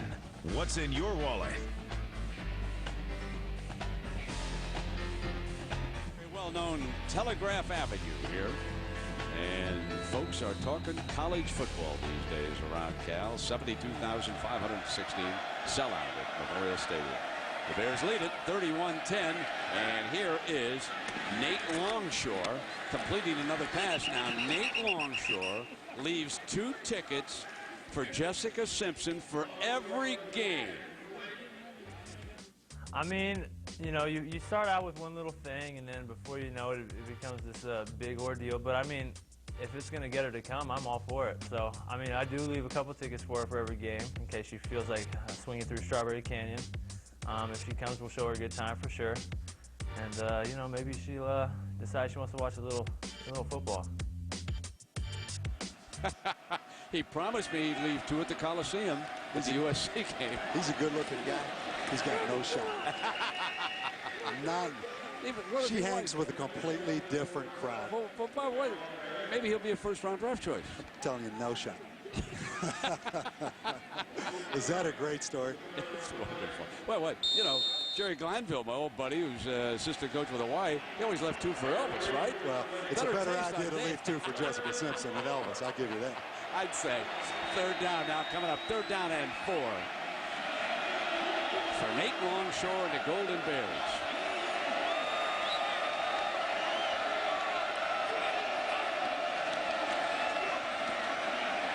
Protected pocket, throws in underneath, needed to get to the 30-yard line for the first down. That's Forsett. And we still have not seen the return yet, have we, of Marshawn Lynch. Got the first down. You look at Nate Longshore, I think a big part of recovering from that Tennessee shock the first game of the year, Brent, is because of this kid's personality, which I think permeates this entire Cal football team. He's such a positive guy that I think he can put anything behind him. And I think because of his personality, they were able to put the Tennessee game behind him right away. He's a solid play. First down and 10 and incomplete. It'll be 2nd down 10. And because I asked him after the interview, we were just talking, and I said, you know, how quickly to take in recovery. He said, listen, I really enjoyed myself at Knoxville. He said, what a great scene that was. He said, I didn't play well, but he said, we got time to put it back together. He wasn't bleeding over that performance at all. Just a positive outlook, and what a great coaching job by Jeff Tedford to bring that football team back, because they got shocked in Knoxville now. And this will not surprise anybody. Jeff Tedford told us, I'd love to play Tennessee again, especially out here in Berkeley. 2nd down and 10 now. Dropping it off to Follett. There's another first down. He's got some burst to the 45 and force set to the 45-yard line. Interesting story about Justin. He was going to go to Notre Dame, and Notre Dame actually pulled the scholarship late, and he ended up going to Cal. But we mentioned earlier, 999 yards last year in a backup role. That's a pretty strong performance. Probably start anywhere else in the country. Marcus O'Keefe has checked in at running back. So it's possible with this lead that Tedford's not going to send Leeds back into the game. Going to go long. Got a man open. Juggle incomplete. Lavelle Hawkins, who had a big day, or I should say, let me check that. Robert Jordan was the intended receiver, and he dropped it. You talk about team speed. Again, they find Walter Thurman, the redshirt freshman. Wow. Wow. But the team speed of this Cal football team, Brent, you can't throw it any better than that. Let 6 get away, didn't he? He's a junior from nearby Hayward. The skill players on this Cal football team are impressive. 2nd and 10. Longshore back in the gun. That's what Coach Dunbar brought from Northwestern, and the flag flies prior to the whistle. Let's talk about Mike Dunbar. He was the offensive coordinator at Northwestern, moved in because Jeff wanted to get a little bit of spread offense. And of course, the biggest thing, the biggest change is he put the shotgun in. And Coach Tedford telling us, we're not going to spread the field with 4 wide receivers. That's not going to happen here. We're still going to play our offense. And a great point. Mike Dunbar comes from Northwestern, where they are a true spread offense, similar to Oregon. But the only thing that Jeff Tedford took from that package, really, as you mentioned, is the shotgun. And I think that really helps Nate Longshore. And you take a look at Mike Dunbar right here on the right. He put together some prolific offenses at Northwestern. He sure did. 2nd down and 15. Draw play. And O'Keefe. Marcus O'Keefe. We also have to mention Mike Dunbar is calling the plays. First time Jeff Tedford really hasn't called the plays. You got to give Jeff a lot of credit for turning that over. Well, down south, of course, we mentioned that Kirk Herbstreit's been down there checking out the SEC. We're going to be checking in with him here shortly, get a little bit of overview on what went on down south. A little bit of a shake-up, that huge upset of Auburn. And number 2 certainly up for grabs. USC gets forced to the wall. Forsett back on the field. And timeout has been called by the Bears. So when we come back, we will talk to Mr. Herbstreit. He's been watching our game here. There's our guy down in Gainesville. Kirk Herbstreit coming up when we continue here on Saturday Night Live. Now that was a dinner party. I wish there was a way we could do this faster. You know, I got an idea. Let's go crack open your computer and take out some of the high speed.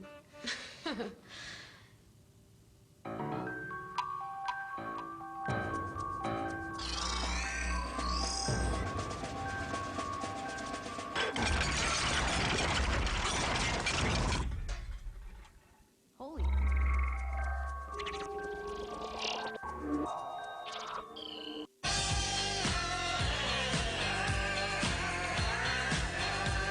Chili's Triple Dipper Dinner lets you choose 3 of your favorite dishes for just $9.99.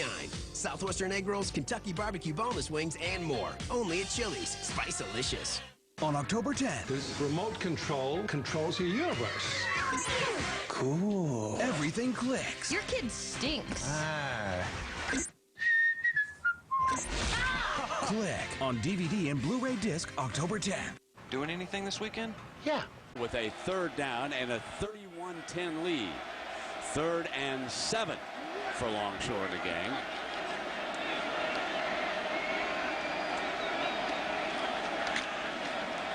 Over the middle, picked up another first down, went right back to Craig Stevens, his tight end. He scored the Bears' first touchdown tonight.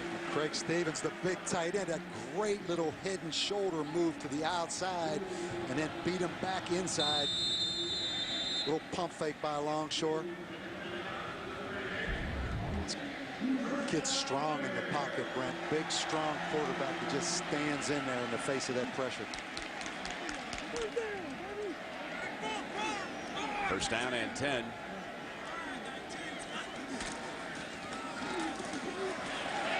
They go with the running play, and we bring in Mr. Herbstreit from down there in Gainesville. And Kirk, tell us about what went on today in the SEC. What does it mean that Auburn was upset by Arkansas and Florida got through? Well, obviously, Auburn losing today was not a fluke. Arkansas put on a clinic, guys, on both sides of the ball in the trenches. Darren McFadden had a good game, and their young freshman quarterback continues to look good. But here in Gainesville, I think Florida made a strong case, beating LSU, beating Alabama, beating Tennessee earlier in the year. They're the #2 team in the country right now behind Ohio State. Second down and 5. Now, you have touted Michigan for the last couple of weeks. Are you suddenly off the Wolverine bandwagon now, or do I see you're jumping? Southern Hospitality do that to you today? I'm not jumping, Brent, but what I saw today in this atmosphere, I just was really impressed. Not to mention, we kept talking about Florida's schedule. I personally didn't think they could continue to get through some of these teams. The fact that they had beaten now LSU, Alabama, and Tennessee, I think you just have to recognize the competition. I'd have Michigan right behind Florida, but right now Florida, who goes to Auburn next week, I would definitely put in at #2. So here we've got 3rd and 3 for the Bears. Longshore got another first down. And that time he did hit Lavelle Hawkins, who had the big game against Oregon State. And Kirk, you missed it. Big time seafood dinner last night, and Brent picked up the tab. So you missed a heck of a spread out here on the Bay. Yeah. Wow. Yeah. Oh. And how about those I wish I could have been there. Oh, I know. We thought of you. But how about the USC Trojans? That's worth the triple O. Yeah. Oh, man. How about USC, guys, the last 2 weeks really finding a way late and very, very fortunate today against Washington. I thought the officials in the Pac-10 really blew it for Tyrone Willingham, not giving his offense enough time there late to get set up to run a play. That was officiating. They deserve to have that last play. Here on first down, and Longshore is on the money, going right back to Hawkins. Twice in a row he has hit him.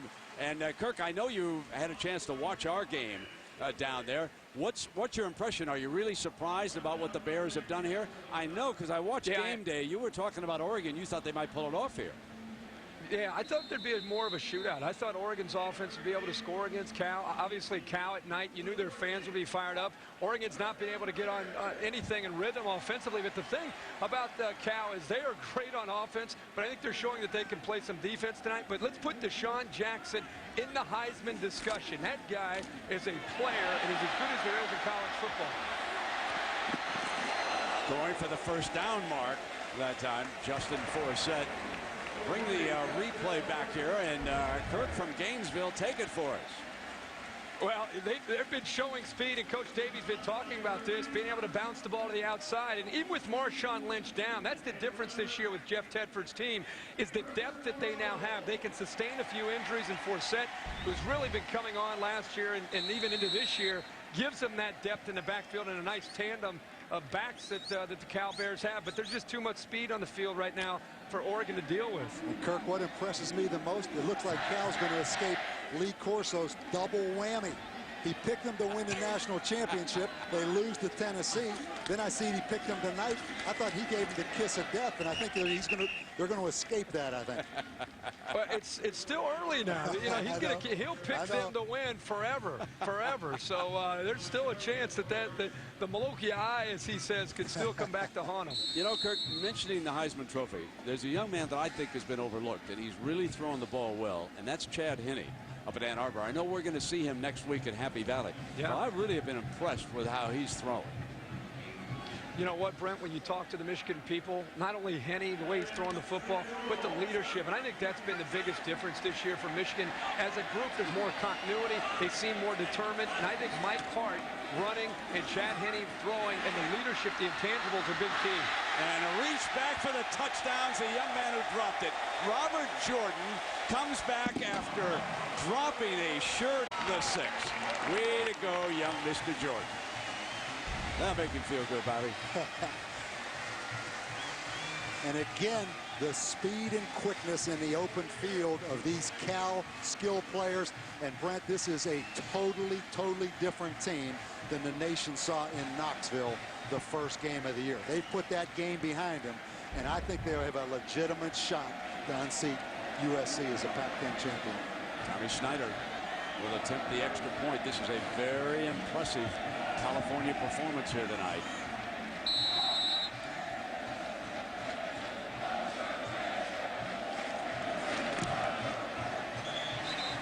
So it's 38-10, but we've got a flag down, so hang on.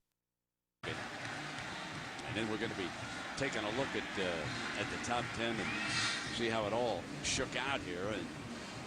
And with Oregon, of course, poised to jump into the top 10, and now they'll fall back the way things look, although there's still time for a big-time rally, but they're just not getting the ball down the field and making too many mistakes. Yeah, there they go again, huh? We check the penalties over there. They've had at least 5 here tonight.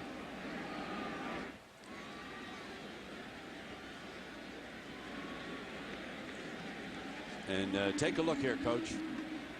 You're going to get a personal foul. One of the Oregon rushers jumps on the back of a Cal offensive lineman. Right there, you are not allowed to use the offensive player as a springboard. Number 45, Matt Tuena. That's an obvious call right there. Let's take a look at the ESPNU All-State Standings review that I mentioned here as we await the kickoff. And there, of course, the Buckeyes, they defended #1. Auburn's going to take the fall. And Kirk is thinking that Florida's going to jump up. What about West Virginia, Kirk? They're just simply not getting any respect. Is it because of the schedule? Yeah, I think it is. I think people are kind of holding out, waiting to see West Virginia and Louisville. I think Louisville will move up a lot this week in the polls now that they've remained unbeaten, continue to be impressive despite the injuries. But I think West Virginia and Louisville, the jury is still out waiting for that game. I've been really disappointed in USC. I think Cal now is clearly the best team at this point in the Pac-10, and SC needs to continue to develop on offense. They've been very fortunate to escape and stay unbeaten in these first 5 weeks. Hey, Kirk, remember that Sports Center spring football special we did in like late May or early June when you picked Notre Dame as the national champion, and I, by the way, picked Florida as the national champion, and everybody kind of rolled their eyes. I just wanted to make sure you had the kind of memory that could remember that. Yeah, we're all keeping score. Okay. We're all keeping track. And by the way, you know what? You're doing a great job, because I don't know if many people thought they could get through that schedule, but you did. I didn't. Those memories. I can't remember what I said yesterday. These guys are remembering months ago of what they're picking. This is unbelievable, folks. How about the Heisman race now? Still Troy Smith, Kirk, clearly #1. I think it's still Troy Smith, but there's so much football to be played. I think there are guys that, even like Deshaun Jackson, I think he deserves a lot of recognition. Calvin Johnson, another big game for Georgia Tech today. Adrian Peterson continues to impress, even though OU lost to Texas. So, and I think next week when we go to Happy Valley, Mike Hart is a guy who people are talking about. And down here, Chris Leak of the Florida Gators. Well, we got a 1st and 10 now. Indeed it is. Dixon, and that time he hits Williams going out of bounds on that far side. Number 13, Hughes for the Bears, Bob. He has played a spectacular game defensively. I think he's one of the best corners, if not the best corner in the country. Interesting, they list him at 6'2". He's probably more about 6 foot, but great confidence, 4-year starter here at Cal. 2nd down and short for Dixon and the Ducks. Pulls out, deflected, incomplete, and there was that matchup. I'm telling you, 13 is on him like a glove. Here they are, 6'5" versus 5'11". But Hughes, the little engine who thinks he could, and he's doing a job tonight. And the big play on 3rd down when Oregon ran the option, Damian Hughes' run support was a key play, not only pass defense. 48 points on the board, 1:47 to go here in the 3rd. This Berkeley crowd's impressive now. They've been in it, haven't they, Bob? They're in it.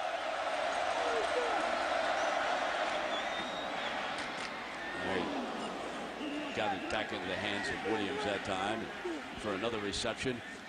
And Kirk, what was the crowd like down in Gainesville? That could be pretty enthusiastic. Do they believe down there that Urban Meyer's got it going? What sort of a feeling did you get? Well, they're undefeated since Urban Meyer's taken over down at the Swamp, and this is one of the loudest stadiums, as you guys know, in all of college football. They were so supportive, but I think they had a lot to do with why LSU turned the ball over so much. You know, Kirk, as we think about the problems that Oregon is having here, and you go back to your playing days and Bob to his coaching days, what is it that teams have two personalities? They come on the road in a game like this, and they just don't play like they have up in Eugene. What do you think affects them the most? I think maturity. I think we've seen on our broadcast with Ohio State the difference in having an experienced quarterback when you go on the road and a guy who really knows how to handle himself. And I think what's hurting Oregon is their only go-to guy right now is Jason Williams. They don't have anybody else to make plays on the other side. Here's Kent. 45, first down, and he's across midfield with a nice burst. Well, I told you this was old school, Bob. let's take you down inside the Ducks locker room. This is the visitors locker room, folks. This is not like the one up in Eugene. This is it now. Now when they leave, they go downstairs, back upstairs, and then on out a tunnel. I mean, it is some interest we want to show you here. First down and 10 for Dixon and the Ducks. Ball at the 45-yard line.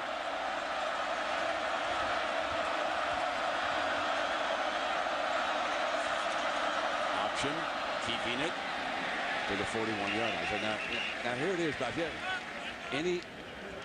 Look at the big fellas. They'll be real careful here now. You talk about earthquakes. One of those big guys slips right there, but I promise you this, it'll be a lot longer walk back steps after this game, after the kind of whooping they're taking here tonight. But you try not to let things be distractions on the road.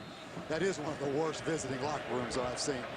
And then you come out this tunnel, and at the end of the tunnel, steps, and then you come up and you take your whoop. And they open the can of whoop, you know what here. Second down. Drills it. Beautiful throw. And it's to the 29-yard line, and Jonathan Stewart, the running back, slips out. Now, they've held Stewart to 25 yards rushing on 18 carries. He came in, remember, averaging 7.9 yards a carry, but they can't shut him down. This is a fine throw by Dixon. Both these tailbacks so similar, Marshawn Lynch and Jonathan Stewart. Not only power backs that can also break tackles, but excellent receivers as well. And the final half minute now ticking away. End zone incomplete. Over to Williams. So it'll be second down and 10 coming up for the Ducks, who would dearly love to tack up 7 here late in the third. Get back to within 3 touchdowns if they can. Bellotti eyeing that clock, the time left. So important when you're on the road to get off to a fast start. The faces of those Oregon fans shows it all. The first offensive snap of the game, you throw an interception. Tough to dig out of that hole all night long for the Ducks. Second down and 10. Deep now. Williams, touchdown. And there is a penalty flag. He may have pushed off. He may have pushed off Hughes. Let's hold on. Yep, that's what Hughes is signaling. I got pushed. And from the naked eye, that's what it looked like as they came across the goal line. What'd you see, Bob? I saw exactly what you saw. Dennis Dixon, great job of keeping the play alive, but whoa, we didn't exactly see that right.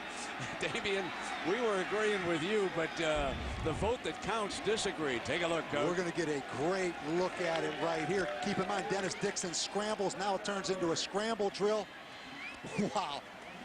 Probably a good no call, period. I agree. 29-yard touchdown pass. Yep. Williams, besides it, makes it closer. And get back to within 3 scores for our fourth quarter. So we've got, let's see, 50-some points up on the board. And Kirk, it's Pac-10 football. It is amazing how when you come out here, how they throw it around. There's so much speed base. It's a different kind of game out here, isn't it? Yeah, I think it's two things. I'd love to hear what Coach Davey has to say, but I think it's the quarterback and receivers in the Pac-10. They grow up obviously in the West Coast. They have a chance to throw the football so much. They're so skilled by the time they get to college. And I also think on the other side, there's so much man-to-man coverage by the defenses, less zone blitz and more man-to-man. And I think the quarterbacks are good enough to pick those man-to-man coverages apart out in the Pac-10 every single week. And the thing I see, Kirk, is just team speed on defense is not as impressive it is, for instance, in the Southeastern Conference. I look at USC as really the only Southeastern Conference style defense in this league, and that's why, to me, the SC struggling a little bit on offense, but they are still a dominant defense in my opinion. But its overall team speed's lacking a little bit on the defensive side of the ball for some reason. Guys, let's remember now, Jeff Sagarin said the Pac-10 surprisingly this week, Kirk, he ranked them the #1 conference in the country. Wow. And judging from what Arkansas did in Auburn, he might have something here now. From the 6-yard line, O'Keefe. And he twists his way out to the 20. I know, Bob, that you kind of looked at me when I said that, but this is pretty impressive. Remember USC? What do you think, Kirk? I think that I don't care what Jeff Sagarin or any other computer out there says. With all due respect to our Pac-10 viewers, forget about it. The SEC is up here, and everybody else is down here. You know what? They're down here. They're watching Cal take care of business tonight. They're laughing because of what happened in Week 1. And we all know Cal is a much better team than the way they played in Week 1. But unfortunately for the Pac-10, that's what the SEC and that's what the nation saw, how they played against Tennessee. I tell you, Kirk, you just slapped Sagarin. But I agree with you. Just the environment and the defenses week to week in the Southeastern Conference can't compare. Timeout. We've had a quarter in ESPN Saturday Night Football. Presented by Southwest Airlines returns after this message and a word from our ABC stations.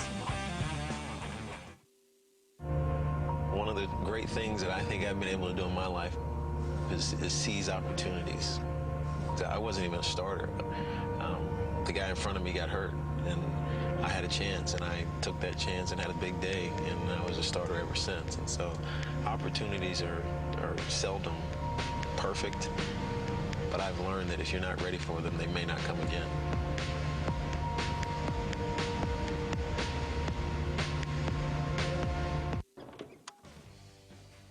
LG 37-inch LCD TV integrated HD tuner. Akai 32-inch HD 1001 contrast ratio. Guys, please. HD antenna, HD monster cables, wall mounts. Come on, challenge for me. LCD HD TVs and the best people to help you figure them all out. Universal remotes. I'm a tiger. Go to Radio Shack. Booyah. Wednesday, the best new show this fall is the show everyone's talking about. ESPN on ABC. Bob Davey, Kirk Herbstreit, Lisa Salters, and Brent Musburger with you. We start the final 15 minutes, 38-17, fourth quarter. Campanelli Tower there in the background. Lights on here tonight. Brent, this is a beautiful place, but you know, everyone always thought when it came to Cal football, there was a ceiling on this, that you could only take it so high because of high academic admission standards, maybe lack of interest. I think Jeff Tedford has shown that there is no ceiling on this program. He has done a remarkable job. Amazing turnaround. And one of the only other ones that I could think of was Kansas State and Bill Snyder. That one was even tougher because they did not have as much talent in the vicinity as what they had here at Cal. But when you think about what those two schools were not accomplishing until Snyder and Tedford showed up, man, great stories. Let's check in with Matt Weiner. Get an update, Matt. Get a Liberty Mutual update from Athens, Georgia, in a Pac-10 style shootout in the SEC. Not exactly Georgia's kind of game. Mark Richt is 0-3 all time when his teams have given up 30 points. Tennessee now has 40. Eric Haynes to Jonathan Crompton there to set up their latest touchdown. The Vols leading by 11 in the fourth quarter. But the Dogs put 33 up on the board. And a lot of folks said they did not have an offense. 3rd and 5, firing incomplete. And 4th down. Now let's go back on the on the story, and I'm going to bring Kirk in on this. In winning seasons, 2 in 34 years prior to Bill, with the Bears 3 in 19 years. Okay, now that's how they compared before Bill Snyder and Jeff Tedford took over. We'll get to what happened afterwards, because it was remarkable, the 2 turnarounds. 4th down and 5.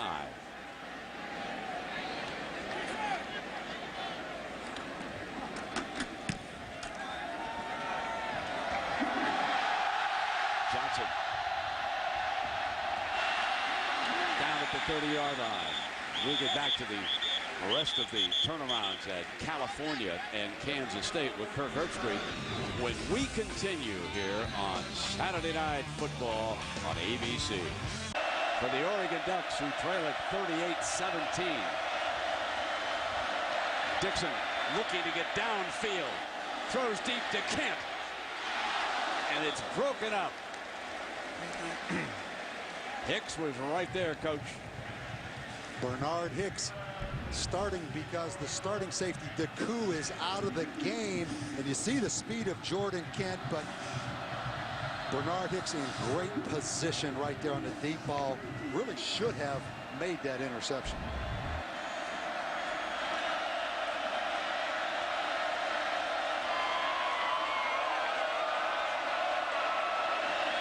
Second down and 10.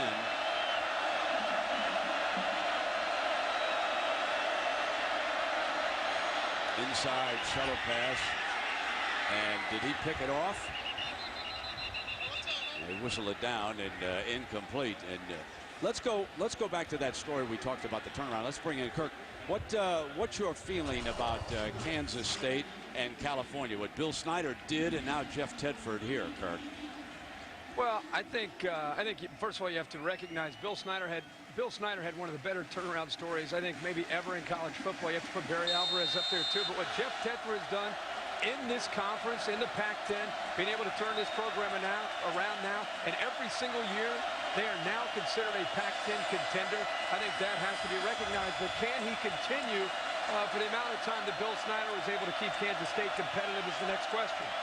Yeah, that's a very, very valid point. 3rd down and 10. And Dixon dropped by Kent. And he might have been across the scrimmage line. Do you think there is a penalty flag? Maybe there was some roughing back there, too. I don't know. The referee threw a late flag over there. Yeah, it was roughing the passer. And Jeff is not happy with that at that particular moment. Kirk, I think he's got a couple of things going. Bob, take a look at the first of this replay. I think you're going to get Warrell Williams, no question, just climbed and launched at the helmet of the quarterback, Dennis Dixon. Been a little nasty out there, guys. Yeah, we've had a couple of moments, Kirk. One that got overlooked on the kickoff that you probably saw. That was ugly, and he comes off to the sideline. Jeff was not happy with his own player, and it gives the Ducks a first down at the 45-yard line.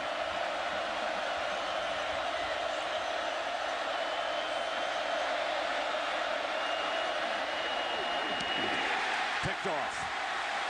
Intercepted by Hicks. And it'll be California Bear football at the 40-yard line. A team that has self-destructed here tonight in Berkeley. Bernard Hicks dropped the previous interception, but this one, Dennis Dixon just gift-wrapped it and threw it right down the middle of the field to him.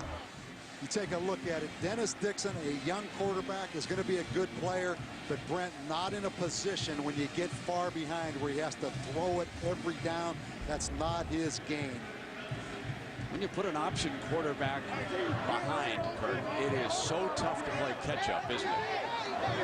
Yeah, it is. And anytime you get down 3 touchdowns, I think it's tough for any quarterback. It could be Peyton Manning back there, let alone Dennis Dixon, who's still getting his feel and trying to make some plays. And as we talked about a little earlier, outside of Jason Williams, there just aren't enough playmakers out on the perimeter for this Oregon offense. Dropped. The Bears drop one. It'll be 2nd and 10. Marshawn Lynch has not returned here in the second half. He was injured in the first, and He put his helmet on over in the sideline. Lisa said he was clear to go back in, and probably it's a Tedford decision, Bob. Would you think with Cal enjoying a very comfortable lead, not to go back with his #1 running back and to keep Forsett in the game? I think so. They have a comfortable lead, and there's not a great amount of drop-off with Justin Forsett, who he himself was a 1,000-yard rusher basically last year. Now 2nd down and 10 for Longshore and the Bears. And Forsett is thrown down at the 42-yard line. And guys, we talked just a little earlier when I just came on with you, but I'm just watching this game tonight. I'm watching Deshaun Jackson all season, and I know you guys reviewed the tapes and watched him. I think because he's out in the Pac-10, I don't know if people really fully nationally appreciate his abilities. I'm just so impressed with his competitive spirit. One of these guys that always wants the ball. He's dangerous on special teams. People nationally need to start to pay attention to #1 for the Cal Bears. The guy is the real deal. Yeah, he's the most exciting player in the Pac-10. I don't think there's any question about that. Yep. Forsett banging to the 44-yard line and a 1st and 10. And you know, you watch these two offenses, and I know this is kind of the age of spread offense, but there's something about Cal and the ability to run the ball downhill a little bit out of the more traditional pro set that I really like. I just like the balance of Cal's offense compared to Oregon's. To go back, talked about, brought that in there, brought that style in there, and it's amazing to see that you can run the spread without the athleticism from Nate Longshore. They could still have an effective attack. Yeah, exactly. You mentioned the long range out here, and Kirk, with a massive remodeling job about to start, and there's so much football talent in this immediate area. I mean, goodness, De La Salle is close by. They've got a crowd of about 5,000 over at a high school game, and there's just a ton of talent in the Bay Area. So once this facility is upgraded, I think it's going to be I think Tedford's going to be able to keep it going unless the lure of Phil becomes too great. Now, I ask him about it. I do every time I see him. He's very comfortable living here. A couple of teenage children, his wife, and he remember now, he was once offered the head coaching job of the Chicago Bears. The reason why I think they're going to keep coming after Tedford, his attack works in the NFL. Uses a fullback, uses 3 wides. He has a little bit of spread with the shotgun, but it's not extreme. It's not an option attack. And he has proven he can deal with quarterbacks. Right now, let's check in with Matt Weiner. An update, Matt. Brent, I've got a singular All-America Player of the Week update for you. Texas quarterback Aaron Ross was all over the fairgrounds this afternoon. A couple of picks, and he picked up the fumble and parlayed it into points, and the Horns, Red River win. Text VOTE to 87654 on your singular wireless phone.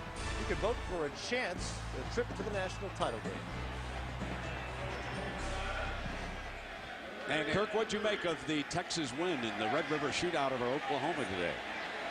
I thought Colt McCoy, after the way he played against Ohio State, Brent, he was able to kind of get a second chance. People forget he's a freshman trying to replace Vince Young, and today it was his day and the Texas Longhorns day. Forsett stopped short of the 1st down. It was also Mac Brown's day, by the way. Yeah, indeed.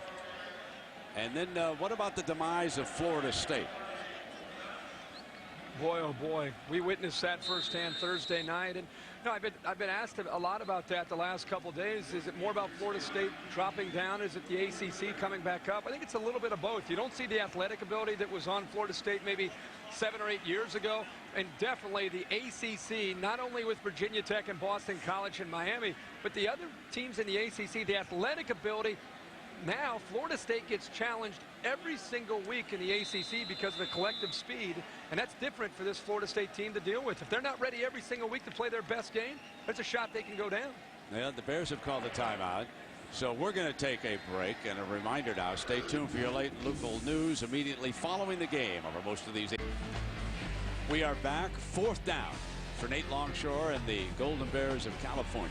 We look at Bay Bridge, which connects Oakland with San Francisco. 38-17, 4th down and 1. Trying perhaps just to quickly draw them offside, then reset and go for it. And They stumble across for the first down with Justin Forsett. And again, a reminder, stay tuned for your late local news immediately following the game over most of these ABC stations. And then over on ESPN, SportsCenter will have post-game analysis along with all the scores and the highlights of the day. In case you mentioned it, the Tigers eliminated the New York Yankees. You don't think anybody's sitting besides George Steinbrenner on that charter, huh? Oh, flying off. I mean, what a season the Tigers have had. And of course, out here, that's a big story because the A's were waiting to win. A big cheer went up with this crowd when they were told it was going to be the Tigers and not the Yankees. And our Pacific Life game summary here tonight. All about the turnovers in this football game, Brent. Oregon, to be quite honest, didn't show up and play. They're a much better football team than they have displayed here tonight. And then big play, home run ability of the Cal skill position players. You turn the football over and give this ball to the Cal offense that many times with the weapons they have, they're going to run you out of this stadium. Inside of 8 minutes. Second down and 6.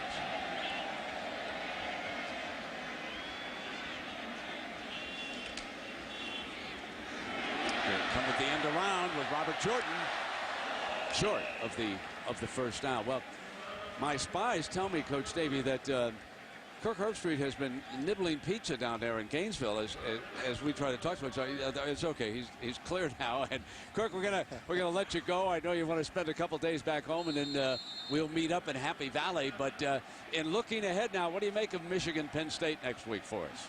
Boy, I think that's Michigan's toughest game that they have left until they get to Columbus, and that's their last big obstacle at night in Happy Valley. Coach Davey saw it last year. It is magical, and that'll help the Lions to try to pull off an upset and knock off the Wolverines. It'll be great.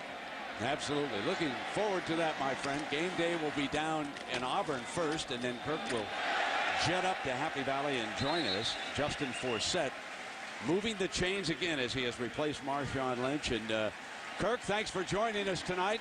You and the gang did another fine job down there in Florida, and we look forward to seeing you next week. Thank you very much. It's been great to be with you guys. I'm going to get back to the pizza here and go watch some more college football. See you guys. All right, Kirk, see you next week. You know what? If Kirk gets for Jessica Simpson, she'd come. I was going to say he's got a shot, but I know he's a married man with about 4 sons at home, new babies, so I was going to let that go. We apologize. I almost bid on that, but we don't want to get anybody in trouble here. Okay? All right, what do you think of that? First down and 10. Here's the toss play now.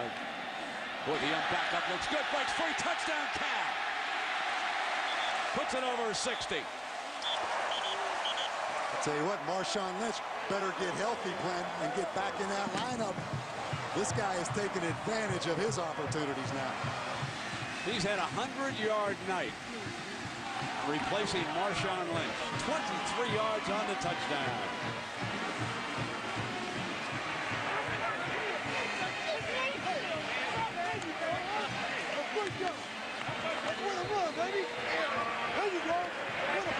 Here's Tom Schneider.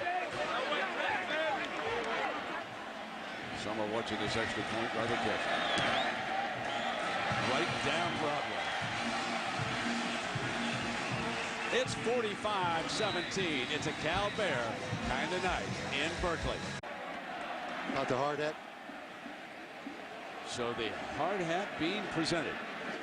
Marshawn Lynch to Justin Forsett. And Lisa, what's the story behind that? Well, I went over and asked the guys, what's the hat all about? And they said that Marshawn gave it to him because it means it's time to go to work. And Coach Davey was saying that Marshawn might want to get back in this game because he might lose his job to Forsett. But it's actually Marshawn who decided not to go back into this game. He said that he came out at halftime, looked up at the scoreboard and said, they don't need me. So it was actually his decision not to return. All right, Lisa, thanks. And back on the goal line is Johnson. Jeremiah looking for a hole.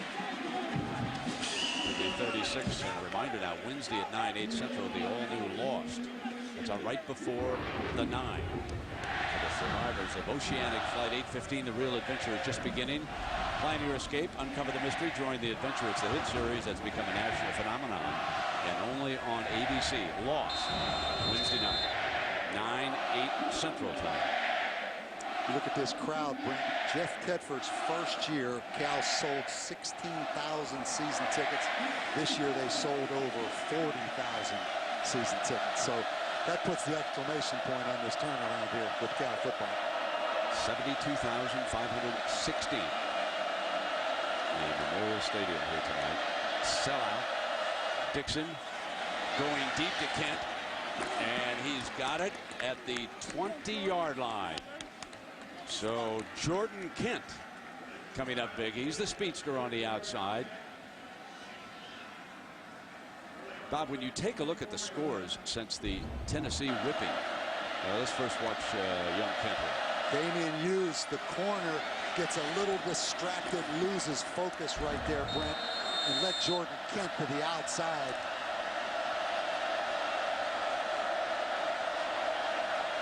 A 113-yard night for Kent. 44 yards on that. And the Ducks, the penalty flag comes flying. They throw for a strike and a touchdown, but this one could be coming back. Hang on, it was the referee threw the penalty flag at the 30-yard line, so we'll see what he comes up with here.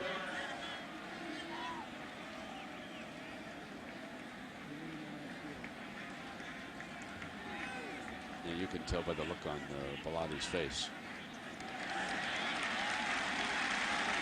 They have made one mistake after another here tonight. The officials trying to get this one sorted out, but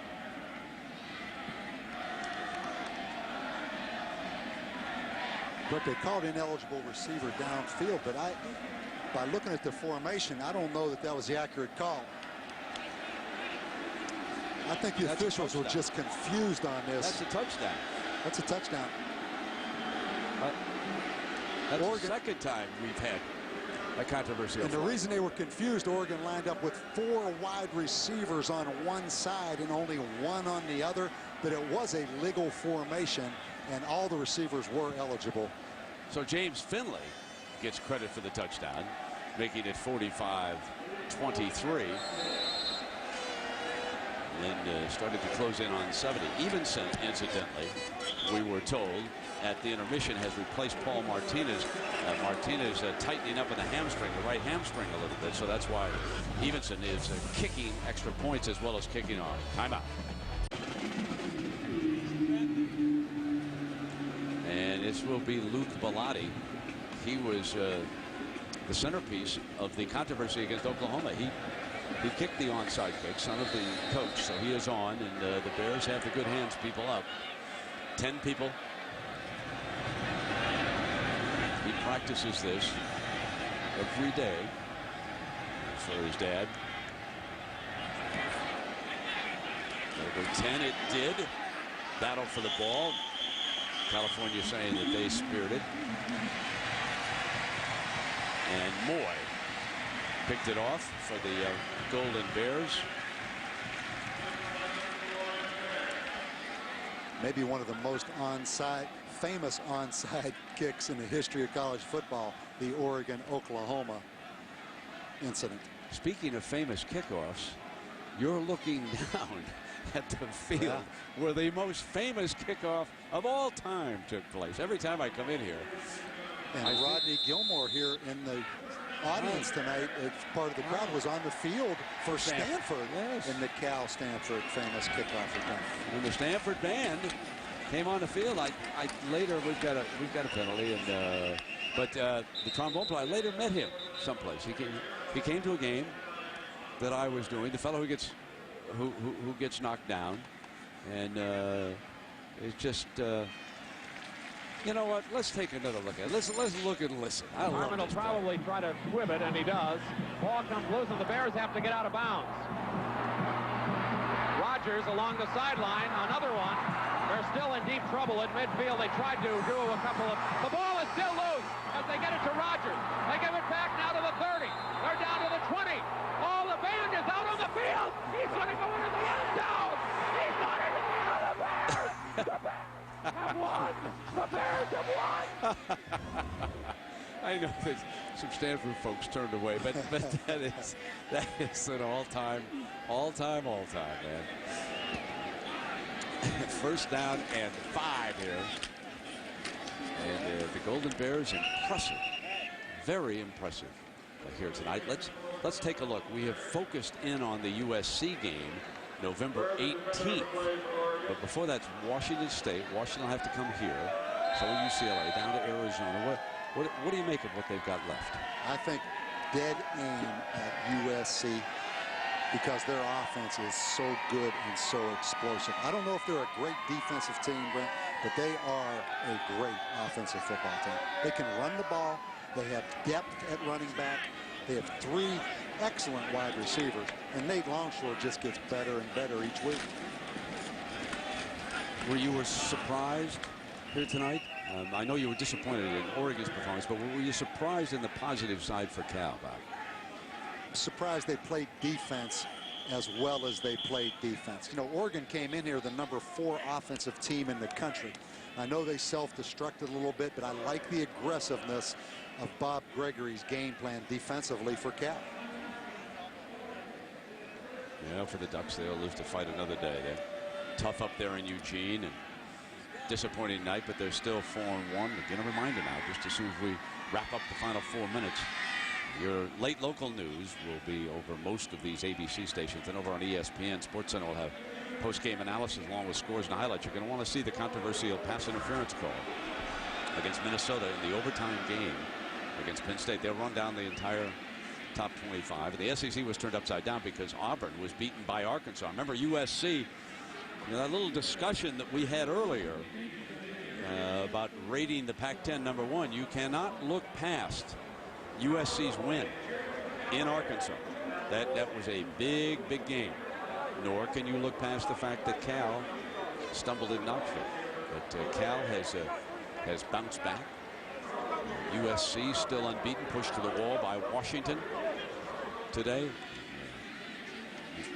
I guess Arizona State would be a disappointing team to me out here in the Pac-10. Bob, would you agree with that? I agree. Start out 3-0, lose to Cal by a big score, come back home, lose to Oregon by a big score. But they have an open date.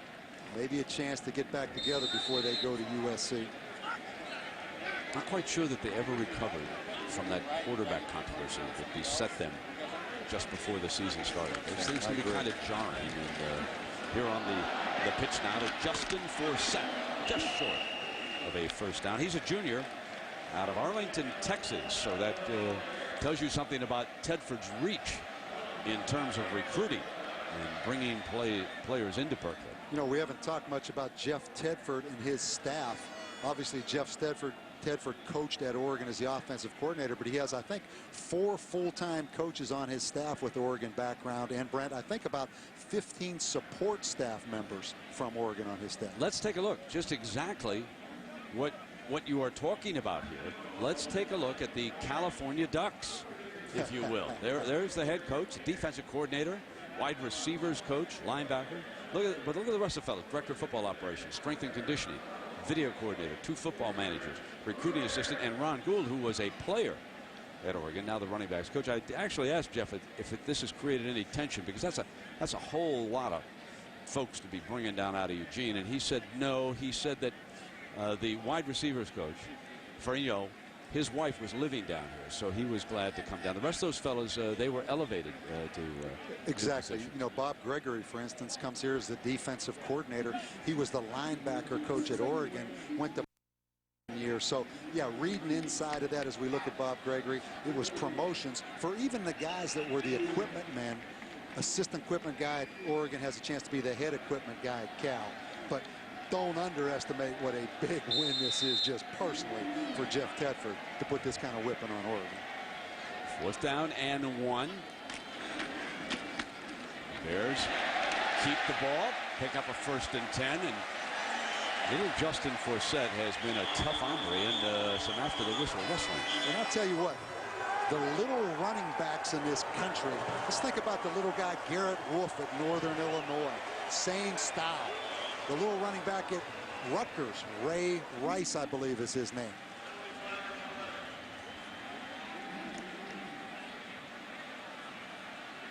The Bear coaches on the field not happy with the extracurricular. Dead ball, unsportsmanlike conduct. Offense number 1. 15-yard penalty from the end of the run. First down.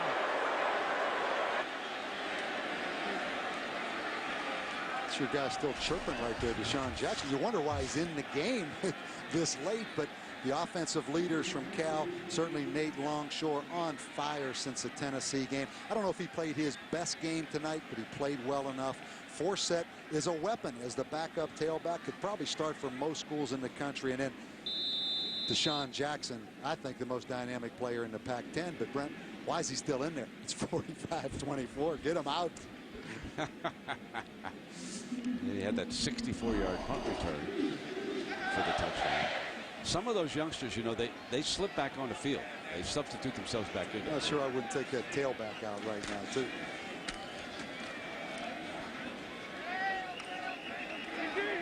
Final 3 minutes. Another penalty flag flying in the secondary, and you know it's time just to clean it up, say nice things to each other, and go on about your business. These youngsters, a lot of them know each other. They have been recruited from schools around Northern California because Oregon comes in here. Dead ball, personal foul, late hit, number 7 of the offense. 15-yard penalty from the end of the run, second down. Lavelle Hawkins picks up a late hit. Brent, you bring up a good point. So much familiarity between these players. Oregon with 41 players from California. And, you know, they recruit similar guys. Obviously, Jeff Tedford doesn't like that. Well, he made his feelings very well known over there. And Mike, he's just numb right now after all that's happened tonight. Well, they had faced each other 3 times before and decided by a total of 12 points. This will even them up.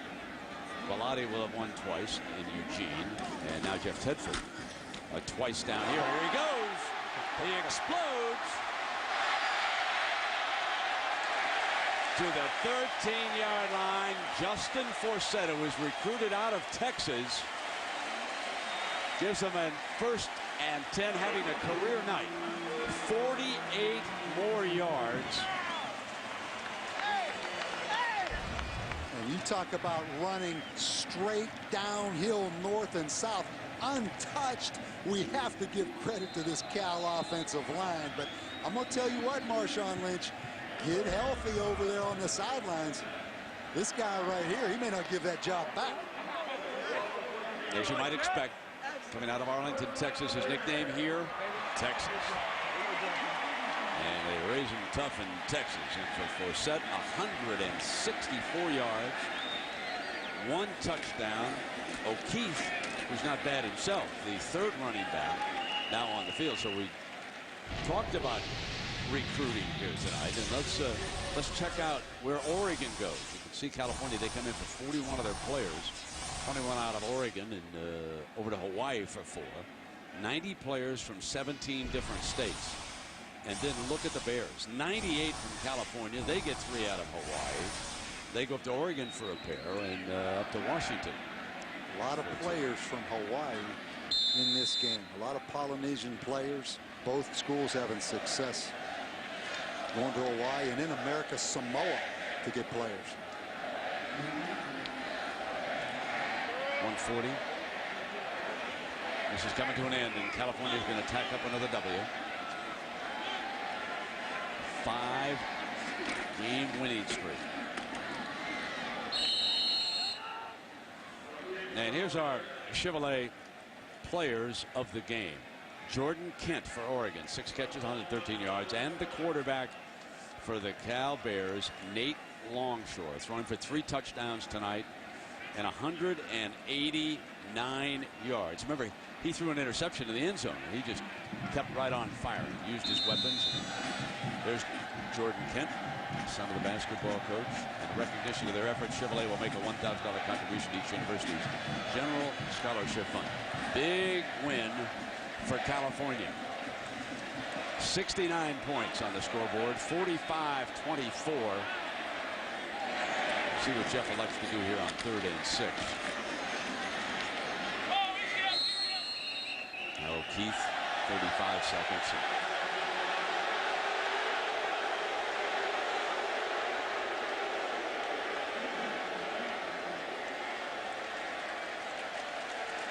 Bellotti and the Ducks needing to regroup. Longshore and the Bears win.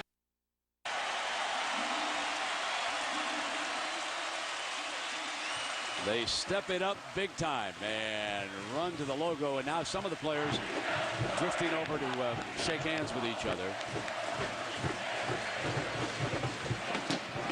And the victory celebration underway in Berkeley.